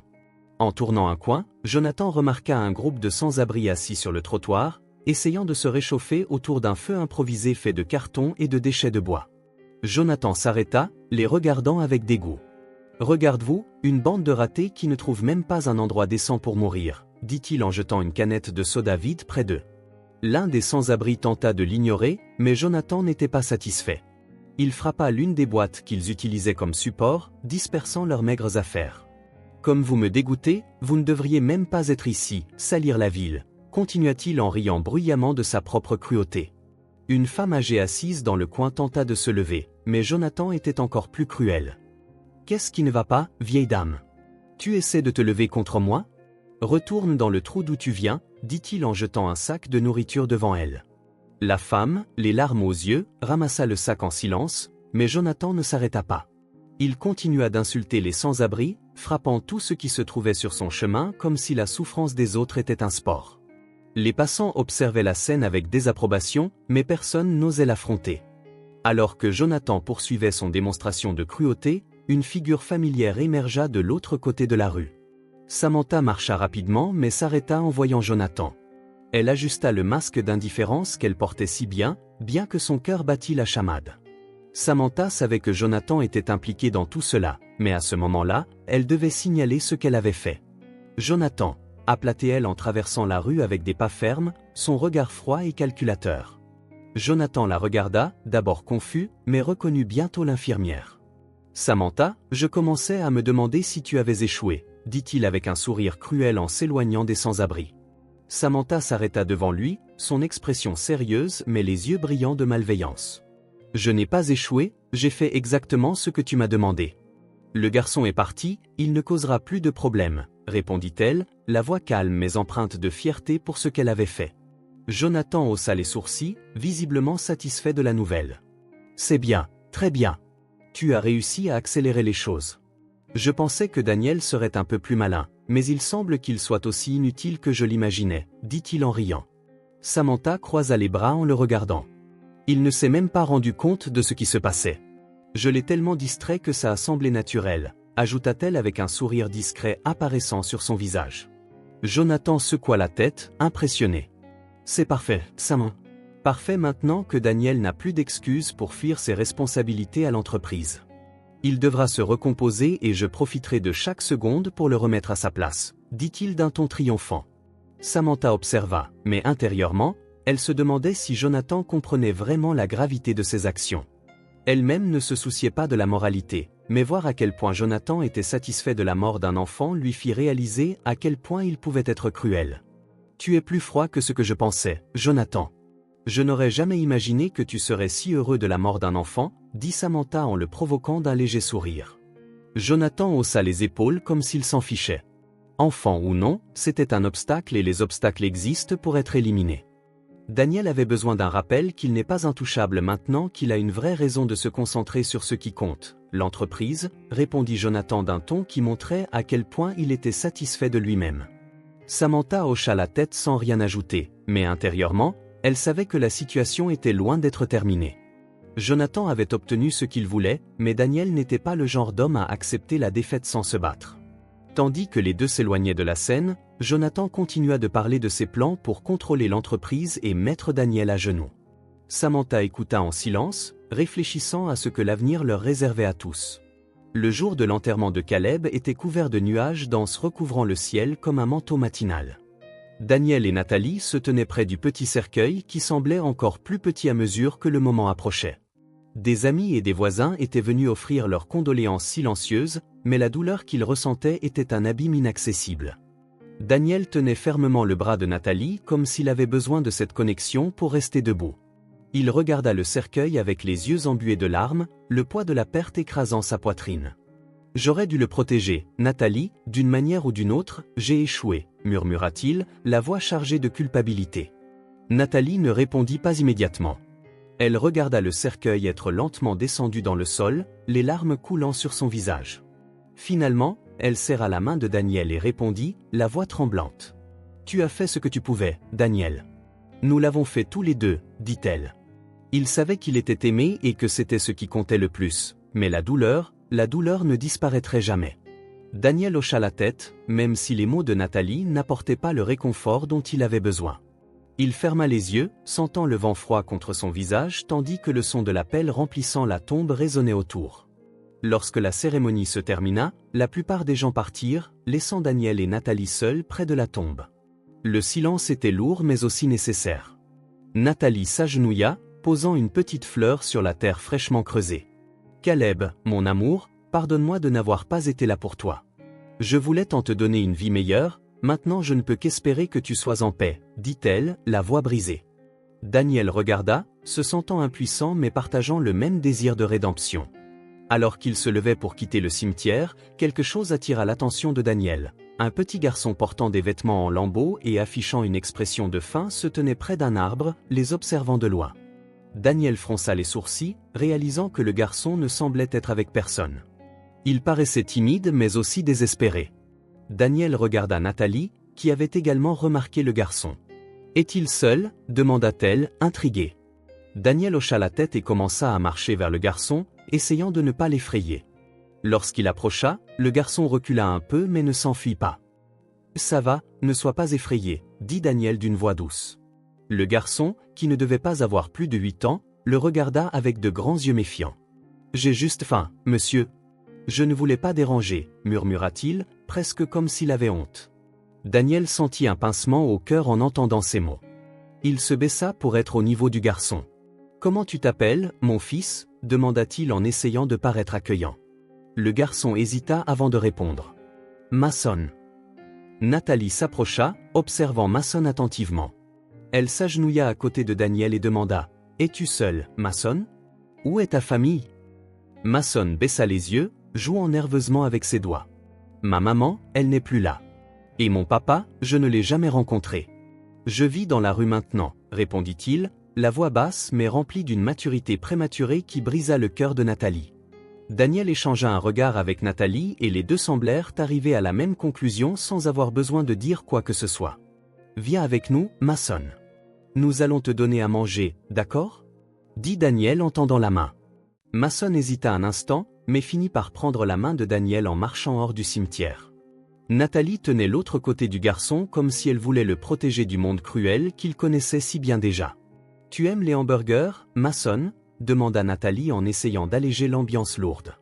Mason sourit légèrement et répondit « Je n'en ai jamais mangé, mais je pense que ça me plairait. » Daniel sentit une boule dans sa gorge en entendant cela, mais se força à sourire. « Alors nous allons changer ça tout de suite » dit-il en essayant de paraître joyeux.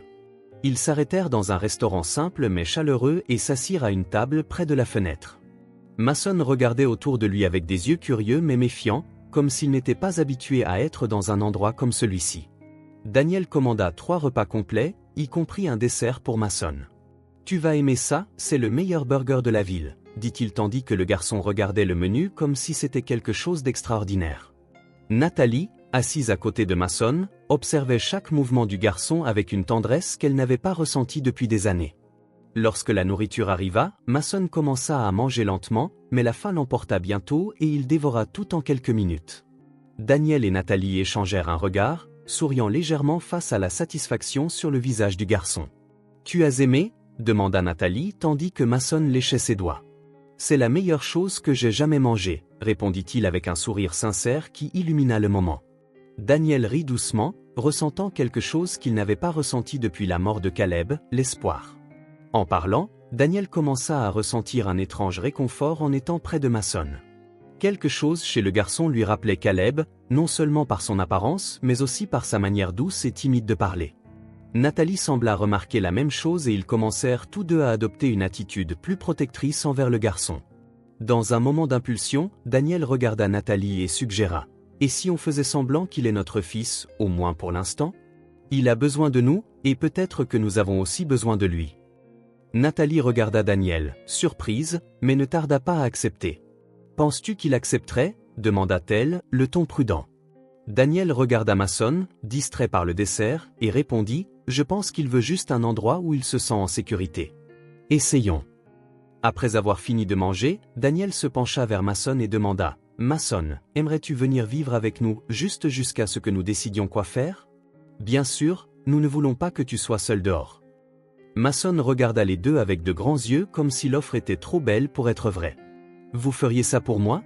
Je ne vous connais même pas vraiment, dit-il avec un ton dubitatif.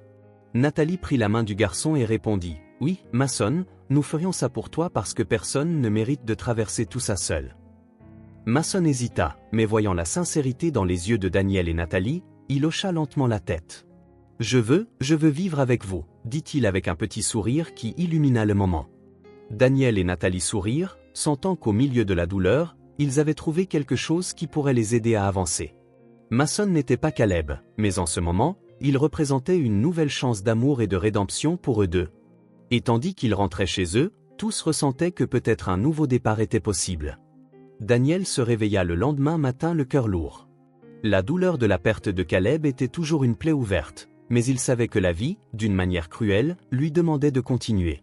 En s'habillant pour retourner à l'entreprise, il regarda par la fenêtre et vit Mason jouer dans le petit jardin arrière.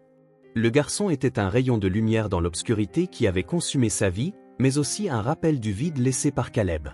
Daniel soupira profondément, ajustant sa cravate et essayant de rassembler la force nécessaire pour affronter une nouvelle journée. « Je dois régler les choses, au moins pour assurer l'avenir de Mason », murmura-t-il pour lui-même. Dans le salon, Nathalie était assise, prête à retourner en prison. Ses yeux étaient enflés de larmes, mais elle gardait une posture ferme. « Daniel, merci de m'avoir permis de passer ce temps avec Caleb et de m'avoir présenté Mason. Il est spécial et tu fais quelque chose d'incroyable pour lui, dit-elle en tenant le bras de Daniel avec gratitude. Daniel acquiesça, sentant le poids de sa décision. Tu mérites ça aussi, Nathalie, mais maintenant je dois régler les choses à l'entreprise et je te ramènerai, je te promets que nous continuerons à lutter pour la justice pour tout, répondit-il en essayant de paraître confiant. Après avoir laissé Nathalie en prison, Daniel se dirigea vers l'entreprise. Le bâtiment qui représentait autrefois la stabilité semblait maintenant un monolithe froid et oppressant. En entrant dans le hall, il réalisa que quelque chose avait changé. Les employés qui le saluaient autrefois avec respect détournaient désormais le regard, comme s'ils savaient quelque chose qu'ils ne savaient pas encore. Daniel ignora les regards et monta directement au bureau de Jonathan, déterminé à reprendre le contrôle et à découvrir ce qui se passait. En ouvrant la porte, il trouva Jonathan assis dans son fauteuil avec un sourire triomphant sur le visage. « Daniel, tant mieux que tu sois venu, je t'attendais, » dit Jonathan avec un ton ironique. Daniel fronça les sourcils, ressentant déjà la tension dans l'air. « Jonathan, je suis venu régler les affaires en suspens de l'entreprise. Je sais que j'ai été absent, mais les circonstances étaient extrêmes. Maintenant, je suis ici pour remettre tout en ordre, » dit Daniel en essayant de rester calme. Jonathan rit, croisant les bras et s'appuyant dans son fauteuil. « Daniel, tu ne comprends toujours pas, n'est-ce pas? L'entreprise n'est plus la tienne, maintenant je suis le seul propriétaire. J'ai acheté ta part il y a des mois alors que tu étais trop occupé à te lamenter et à négliger tes devoirs. Franchement, je pense que je t'ai rendu service. Tu n'as jamais eu la concentration nécessaire pour gérer quelque chose d'aussi grand, déclara-t-il avec une satisfaction évidente. Daniel sentit son sang bouillir en absorbant les paroles de Jonathan. « Tu as acheté ma part sans mon consentement, c'est illégal, Jonathan, répliqua-t-il en élevant la voix. Jonathan haussa simplement les épaules, imperturbable. « Tu as signé tous les papiers. Peut-être que tu étais trop distrait par tes problèmes personnels pour même le remarquer, mais ne t'inquiète pas, tu es officiellement hors jeu maintenant. Tu peux rentrer chez toi et jouer au papa des gamins des rues, dit-il avec un sourire cruel. » Daniel serra les poings, combattant l'envie de foncer sur Jonathan. Il savait que cela ne ferait que donner plus de pouvoir à l'autre homme sur lui. « Tu as peut-être volé cette entreprise, Jonathan, mais je ne te laisserai pas t'en tirer comme ça. Je trouverai un moyen de rétablir les choses, crois-moi, affirma-t-il fermement avant de tourner les talons et de quitter le bureau. Jonathan rit à nouveau, posant ses pieds sur le bureau. « Bonne chance, Daniel, tu en auras besoin, » dit-il alors que Daniel disparaissait dans le couloir. De retour en voiture, Daniel ressentit un mélange de colère et d'impuissance.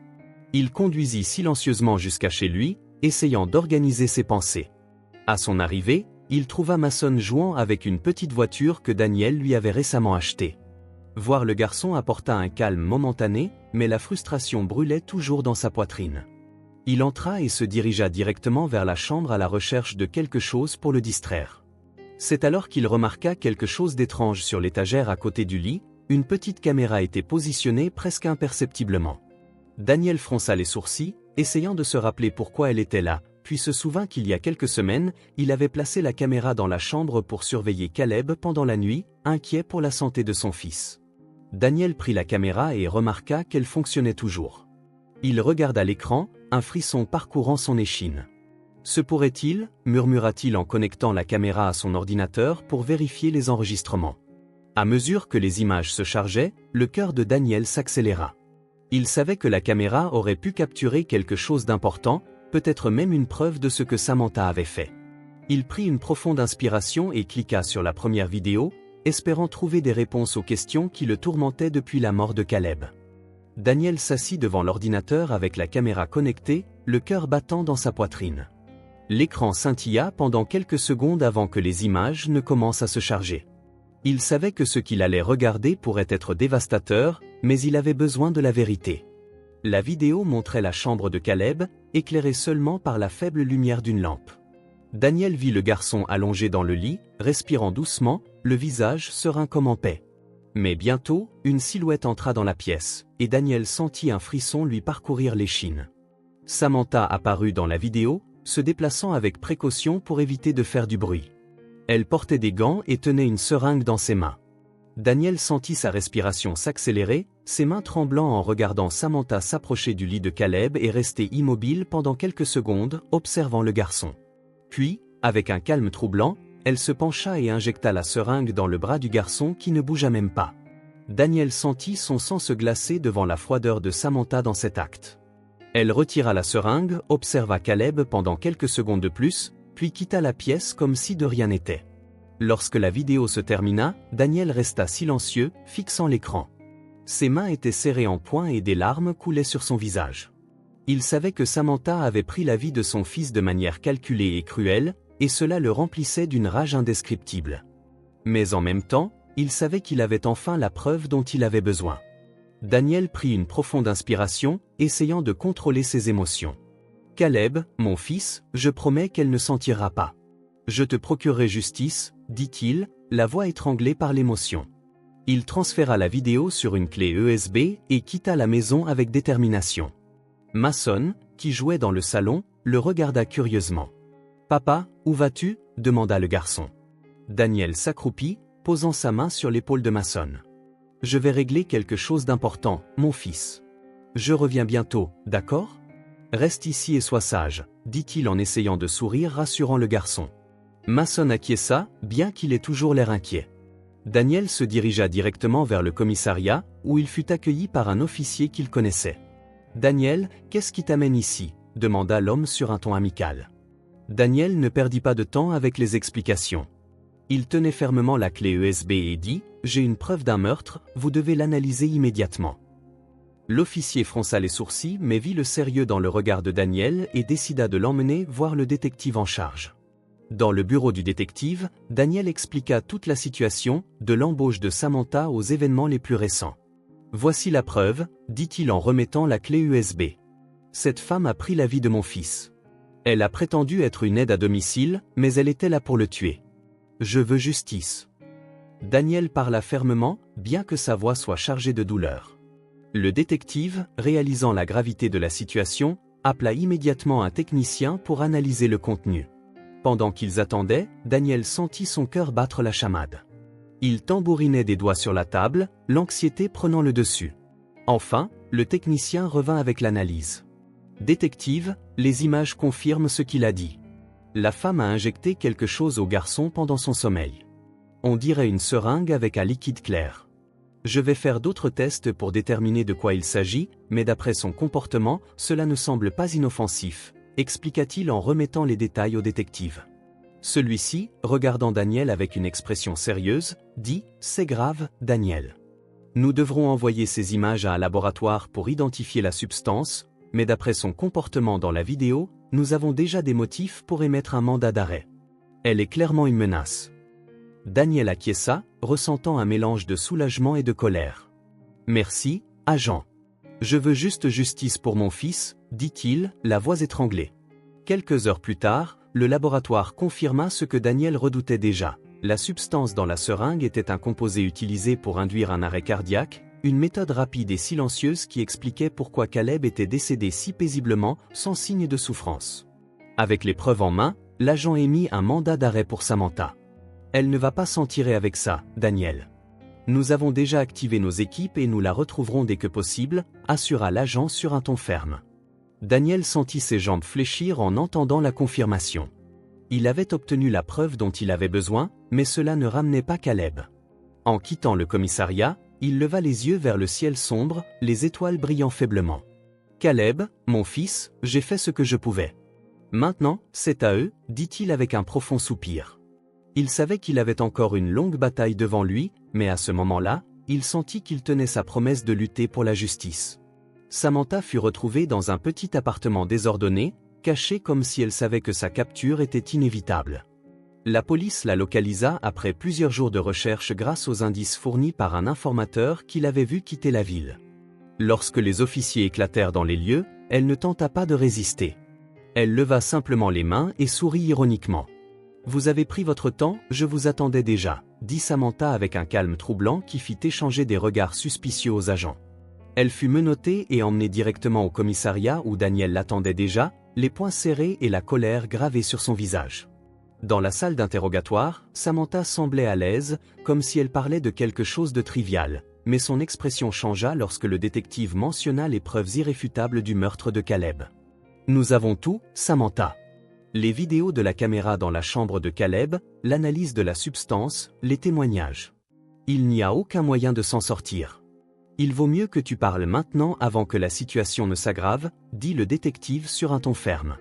Samantha soupira, se penchant en avant dans sa chaise. D'accord, je parlerai, mais je veux quelque chose en retour, une protection, dit-elle en regardant directement Daniel qui observait tout à travers la vitre. Protection ? Après ce que tu as fait à mon fils ?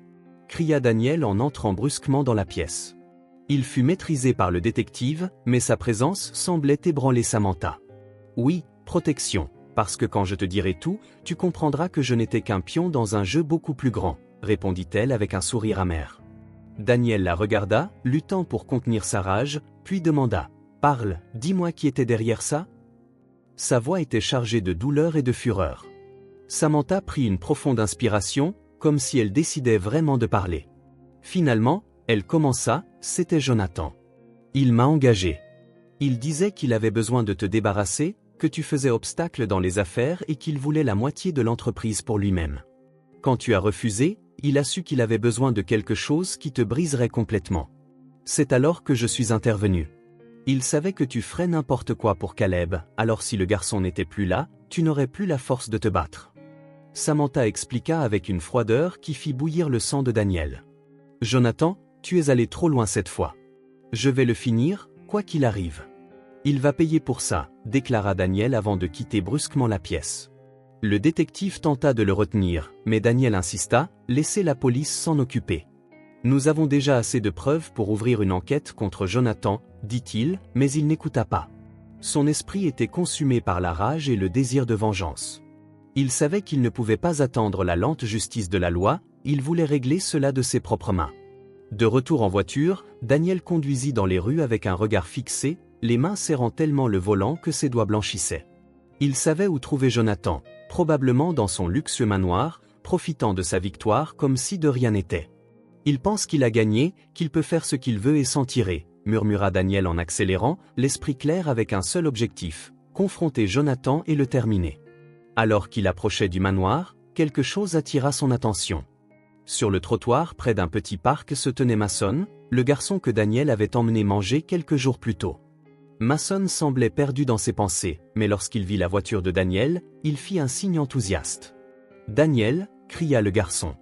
Daniel freina brusquement et baissa la vitre. « Mason, que fais-tu ici ?» demanda-t-il surpris. Mason haussa les épaules en souriant timidement. « Je voulais juste voir. Je ne savais pas où aller, alors j'ai pensé te trouver, » répondit le garçon. Daniel resta silencieux un moment, regardant le garçon. Le désir de vengeance contre Jonathan brûlait encore en lui, mais la présence de Mason semblait apporter une clarté inattendue. « As-tu faim ?» demanda Daniel en essayant de cacher le tourbillon d'émotions dans son esprit. Mason acquiesça et Daniel prit une profonde inspiration, éteignant la voiture. « Allez, mangeons quelque chose, dit-il en ouvrant la porte pour que le garçon monte. Ils allèrent au même restaurant où ils avaient mangé auparavant. Tandis que Mason dévorait son assiette avec enthousiasme, Daniel l'observait, ressentant le poids de ses décisions. « Mason, savais-tu que tu es vraiment intelligent ?» demanda-t-il avec un petit sourire. Mason leva les yeux, confus. « Moi, intelligent, pourquoi ?» demanda-t-il. Daniel rit doucement et répondit « Parce que tu es arrivé au moment exact où je pensais que ma journée serait ruinée. » Mason ne comprit pas entièrement, mais il sourit en retour. Daniel réalisa que, aussi insupportable que fût la douleur de perdre Caleb, il y avait quelque chose chez Mason qui lui donnait envie d'avancer. Il savait que tuer Jonathan ne ramènerait pas Caleb et ne ferait qu'entretenir le cycle de destruction qu'il avait commencé. Daniel soupira, posant sa main sur l'épaule de Mason. « Merci, Mason. Tu n'as aucune idée de combien tu m'aides juste en étant là, dit-il, la voix pleine de gratitude. » Daniel décida qu'au lieu de la vengeance, il se concentrerait sur la reconstruction de sa vie et donnerait à Mason une chance d'avoir un avenir meilleur. Jonathan ferait toujours face à la justice, mais pas de la main de Daniel. Il avait trouvé quelque chose de plus important, la force d'aller de l'avant même face à tant de douleurs. Tandis que les deux mangeaient ensemble, Daniel ressentit une légèreté qu'il n'avait pas ressentie depuis longtemps. Peut-être que ce n'était pas la fin, mais un nouveau départ. Jonathan était assis sur le banc des prévenus, vêtu d'un costume impeccable, mais son expression était sombre et empreinte d'arrogance. La salle d'audience était bondée de journalistes et de curieux observant chaque détail du procès, déjà considéré comme l'un des plus importants de la ville. De l'autre côté, Daniel et Nathalie regardaient attentivement, assis côte à côte. Tous deux étaient tendus, mais il y avait un sentiment de justice imminente dans l'air. Daniel gardait les yeux fixés sur Jonathan tandis que Nathalie regardait avec un mélange de colère et de soulagement. Samantha, menottée, était assise à côté de Jonathan, ne montrant plus l'attitude froide et confiante d'avant, elle paraissait désormais petite et vaincue. Le procureur présenta des preuves irréfutables, les vidéos de la caméra dans la chambre de Caleb, le témoignage de Samantha admettant que Jonathan l'avait engagé, et les relevés financiers montrant des transferts suspects sur son compte. Votre honneur, l'accusé Jonathan a utilisé sa position de pouvoir et d'influence pour orchestrer un crime odieux dans le but de détruire émotionnellement son partenaire et de prendre le contrôle total de l'entreprise. C'est un acte de cruauté et de cupidité qui doit être puni avec la plus grande sévérité de la loi, déclara le procureur sur un ton ferme et direct. Jonathan resta silencieux, son avocat tentant de plaider que les preuves n'étaient pas suffisantes pour le relier directement au crime, mais la confession de Samantha fut le coup final. Elle m'a payé pour infiltrer la maison de Daniel et faire tout ce qui était nécessaire pour m'assurer que le garçon ne soit plus là. Elle m'a dit qu'un père en deuil n'aurait aucune force pour lutter pour quoi que ce soit, déclara-t-elle. Sa voix était basse mais suffisamment audible pour que tout le monde dans la salle d'audience puisse l'entendre. Le juge regarda Jonathan avec sévérité. Les preuves présentées et les témoignages sont plus que suffisants pour déterminer votre culpabilité. Monsieur Jonathan, votre comportement n'a non seulement démontré un manque total d'empathie, mais a également révélé un niveau de préméditation qui ne peut être ignoré. Vous êtes reconnu coupable de complot, de meurtre prémédité et d'autres crimes connexes, déclara le juge. Jonathan maintenait son expression impassible, mais ses yeux révélaient une peur grandissante. Samantha fut également reconnue coupable de son implication directe dans le meurtre de Caleb. Au nom de la justice et en mémoire de Caleb, dont la vie a été prise de manière si brutale, ce tribunal condamne Jonathan et Samantha à la réclusion à perpétuité sans possibilité de libération conditionnelle, déclara le juge. Les mots résonnèrent dans la salle d'audience et Daniel ferma les yeux en poussant un lourd soupir. Il attendait ce moment depuis le jour où il avait perdu son fils. Nathalie, à ses côtés, serra sa main, partageant le mélange de soulagement et de tristesse. Jonathan fut sorti de la salle en menottes, maintenant toujours son air de supériorité, mais en passant devant Daniel, son masque de confiance tomba. « Ce n'est pas la fin, Daniel. Tu as peut-être gagné aujourd'hui, mais je n'oublierai jamais ce que tu m'as fait, » dit Jonathan sur un ton menaçant. Daniel le regarda froidement, répondant simplement « Tu es exactement là où tu mérites d'être et je continuerai avec la tête haute, quelque chose que tu ne pourras jamais faire. » À la fin du procès, Daniel et Nathalie quittèrent le palais de justice ensemble. Mason les attendait dehors, tenant la main d'un travailleur social. Dès qu'il vit Daniel, le garçon courut vers lui, l'enlaçant étroitement. « Papa, que s'est-il passé ?» demanda Mason, la voix anxieuse. Daniel s'agenouilla, tenant les épaules du garçon avec affection. La justice a été rendue, mon fils. Maintenant, nous pouvons recommencer, dit-il avec un sourire fatigué mais sincère. Nathalie observa la scène avec les larmes aux yeux, ressentant un mélange de fierté et de nostalgie pour le fils qu'elle avait perdu. Dans les jours suivants, Daniel prit une décision qui changea complètement sa vie et celle de Mason. Il entama les démarches légales pour adopter le garçon, lui offrant un foyer permanent et une nouvelle chance d'avoir une famille. Lorsqu'il reçut la nouvelle que le processus avait été approuvé, Daniel pleura pour la première fois depuis des semaines. « Mason, tu es maintenant officiellement mon fils », dit-il en remettant le document d'adoption au garçon. Mason regarda Daniel avec des yeux brillants de bonheur. « Vraiment ? Je suis ton fils maintenant ?» demanda-t-il avec un large sourire. Daniel le serra fort dans ses bras, ressentant qu'en dépit de toute la douleur que la vie lui avait infligée, il avait une nouvelle opportunité d'aimer et d'être aimé. « Oui, mon fils. Vraiment, et rien ne changera cela, » répondit-il tandis que Mason riait de joie.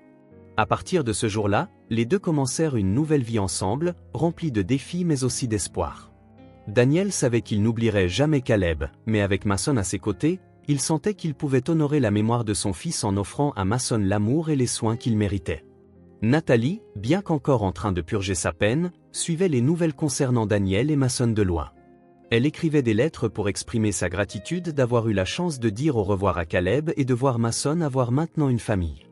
Daniel lisait les lettres à Mason, soulignant toujours que Nathalie avait été une mère courageuse dans ses derniers moments avec Caleb et qu'elle faisait désormais partie de cette nouvelle histoire.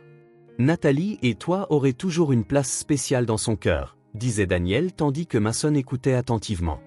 La justice avait été rendue, mais plus important encore, Daniel avait trouvé un moyen d'aller de l'avant, gardant l'héritage de Caleb vivant dans chaque geste d'amour et de soin qu'il offrait à Mason. La douleur ne disparaîtrait jamais complètement, mais avec le temps, elle se transformait en force pour construire un avenir meilleur. Tandis que Daniel regardait Mason jouer dans le jardin par un après-midi ensoleillé, il sentit pour la première fois depuis longtemps que la paix commençait enfin à faire partie de sa vie. Les mois suivant l'arrestation de Jonathan et Samantha apportèrent des changements profonds dans la vie de Daniel, Nathalie et Mason. La douleur de perdre Caleb était toujours une présence constante, mais lentement, la lumière commença à revenir dans leur vie.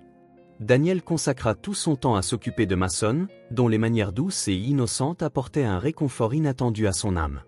Ils déménagèrent dans une maison plus grande avec un jardin spacieux où Mason pouvait jouer librement. Et Daniel commença à reconstruire sa vie en se concentrant sur la création d'un foyer rempli d'amour et de sécurité.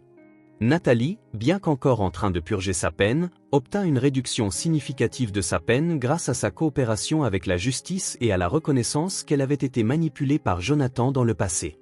Elle fut transférée dans un programme de réinsertion où elle pouvait travailler et se préparer à une nouvelle vie en dehors de la prison. Daniel et Mason lui rendaient visite fréquemment, renforçant les liens qui s'étaient ravivés durant les moments les plus difficiles de leur vie. « Je n'aurais jamais imaginé avoir une seconde chance avec toi », dit Nathalie avec des larmes aux yeux en embrassant son fils adopté et son ex-mari. Un jour, alors que Daniel et Mason plantaient des fleurs dans le jardin, le garçon regarda Daniel avec une expression curieuse. « Papa, penses-tu qu'on peut planter un arbre pour Caleb ?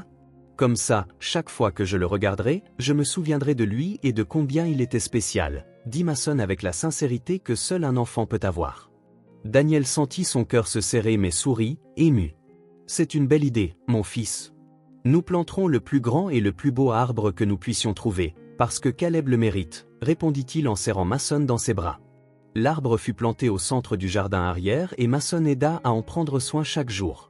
Daniel réalisa que ce simple geste était plus qu'un hommage, c'était une façon de guérir les blessures et de garder la mémoire de Caleb vivante de manière positive. Avec le temps, l'arbre grandit, ses branches fortes et ses feuilles vertes représentant la renaissance et l'espoir qui remplissaient désormais la vie de Daniel et Mason. Pendant ce temps, Jonathan et Samantha faisaient face aux conséquences de leurs actes en prison. Jonathan perdit toute son arrogance, étant forcé de faire face à la réalité que sa cupidité avait détruit sa vie. Samantha, quant à elle, montra un véritable remords en écrivant une lettre à Daniel pour s'excuser de ses crimes. « Je sais que les mots ne peuvent réparer ce que j'ai fait, mais je veux que tu saches que je suis profondément désolée. J'espère que toi et Mason trouverez la paix, » écrivit-elle. Daniel, bien que toujours blessé, décida de lui pardonner. « Le pardon n'est pas pour elle, c'est pour nous, afin que nous puissions avancer, » expliqua-t-il à Mason. Avec le temps, Daniel prit une décision difficile mais nécessaire de laisser tomber l'entreprise qu'il avait construite avec Jonathan. L'entreprise, qui symbolisait autrefois des années de travail acharné et de succès, était maintenant un rappel de toute la douleur et de la trahison qu'il avait endurée. Vendre sa part, c'était comme se libérer d'un poids qui le liait au passé. Avec l'argent de la vente, Daniel réalisa un rêve qui avait émergé peu après la perte de Caleb, la création d'un centre communautaire en l'honneur de son fils, un lieu où les enfants défavorisés pourraient trouver sécurité, soutien et opportunités. Le centre communautaire Caleb devint rapidement un havre pour de nombreuses familles. Daniel s'impliqua personnellement dans chaque détail, des activités offertes au mentorat des enfants. Ce lieu est destiné à s'assurer qu'aucun enfant ne se sente oublié, comme cela arrive si souvent dans le monde. Je veux que chacun d'eux sache qu'il est spécial, dit-il en organisant des dons de nourriture et de jouets. Le centre proposait des cours de soutien scolaire, des activités sportives et même des ateliers artistiques, tous conçus pour stimuler la créativité et la croissance des enfants. Mason, désormais une partie essentielle de la vie de Daniel, accompagnait son père à chaque visite au centre. Le garçon, avec ses manières douces et son sourire contagieux, devint rapidement aimé de tous ceux qui fréquentaient l'endroit. Certaines mères recevant de l'aide disaient « Daniel, Mason représente une nouvelle chance d'aimer et de prendre soin ». La fierté que Daniel ressentait pour le garçon grandissait chaque jour. Un jour, alors qu'ils observaient les enfants jouer dans la cour du centre, Mason se tourna vers Daniel avec un sourire fier. « Caleb serait tellement fier de toi, papa. Tu as transformé quelque chose de si triste en un lieu où les gens peuvent être heureux, dit-il avec la sincérité que seul un enfant peut avoir. » Daniel, touché par les paroles de son fils, serra Mason affectueusement. « Je suis fier de toi, Mason, tu es la preuve que la gentillesse et le courage peuvent tout changer, » répondit-il, ressentant une chaleur dans sa poitrine qu'il n'avait pas ressentie depuis longtemps. Pour Daniel, ce moment était la preuve que même dans les pires circonstances, quelque chose de beau pouvait éclore. Tandis que Daniel se consacrait au centre, Nathalie commença également à reconstruire sa vie. Après avoir terminé son programme de réinsertion, elle obtint un emploi en tant qu'assistante dans un cabinet d'avocats spécialisé dans la défense des victimes d'injustice. Le travail était plus qu'une occupation, c'était une mission personnelle. Nathalie sentait qu'en aidant les autres à surmonter leurs propres défis, elle réparait d'une certaine manière ses erreurs passées. Daniel et Mason la soutenaient à chaque étape, célébrant ses réussites comme une véritable famille. « Tu l'as fait, Nathalie. Je savais toujours que tu avais la force de changer, » dit Daniel lors d'un dîner en famille pour célébrer sa nouvelle vie. Nathalie sourit en regardant les deux et répondit avec des larmes de bonheur dans les yeux, « Je n'aurais pas pu le faire sans vous. Vous êtes ma raison de continuer. Merci de croire en moi, même quand je doutais. » La connexion entre les trois se renforça avec le temps, transformant la douleur du passé en une base solide d'amour et de soutien mutuel. Par une journée ensoleillée, Daniel et Mason décidèrent de visiter la tombe de Caleb, comme ils le faisaient régulièrement depuis qu'ils avaient planté l'arbre en son honneur. Le ciel était bleu avec peu de nuages et une brise douce semblait porter une touche de sérénité. Daniel portait un bouquet de fleurs fraîches soigneusement choisies par Mason, qui avait insisté pour apporter des tournesols parce qu'à son avis, ils étaient les plus heureux et Caleb méritait la joie. Le cimetière était calme, le chant des oiseaux remplissait l'air et le parfum des fleurs créait une atmosphère accueillante, presque spirituelle. Lorsqu'ils atteignirent la tombe, Daniel s'agenouilla en premier, nettoyant soigneusement la pierre tombale. « Caleb, nous sommes de retour. Nous avons apporté des fleurs et des histoires à partager, » dit-il avec un sourire mélancolique.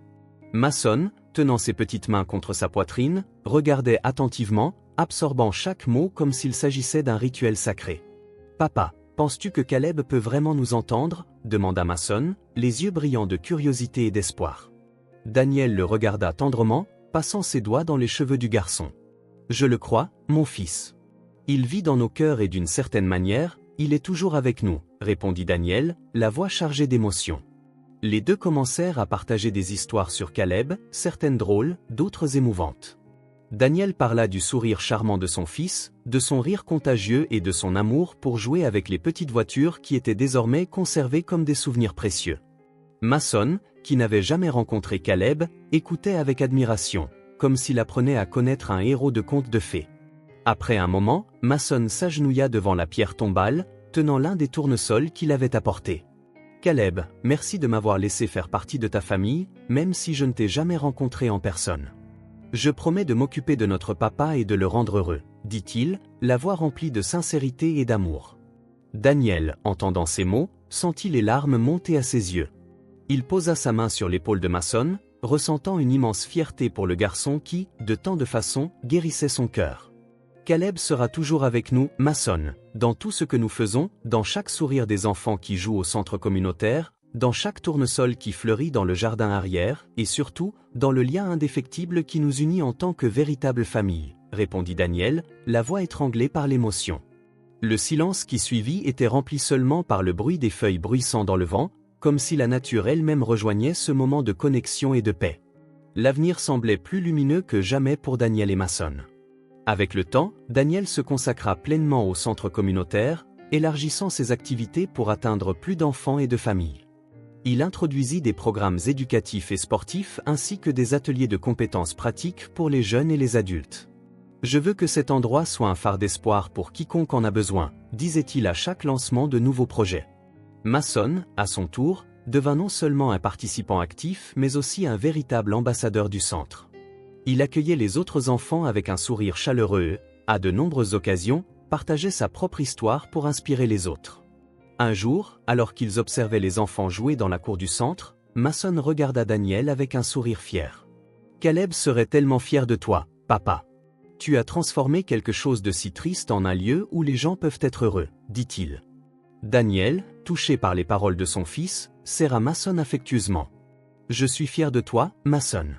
Tu es la preuve que la gentillesse et le courage peuvent tout changer, » répondit-il, ressentant une chaleur dans sa poitrine qu'il n'avait pas ressentie depuis longtemps.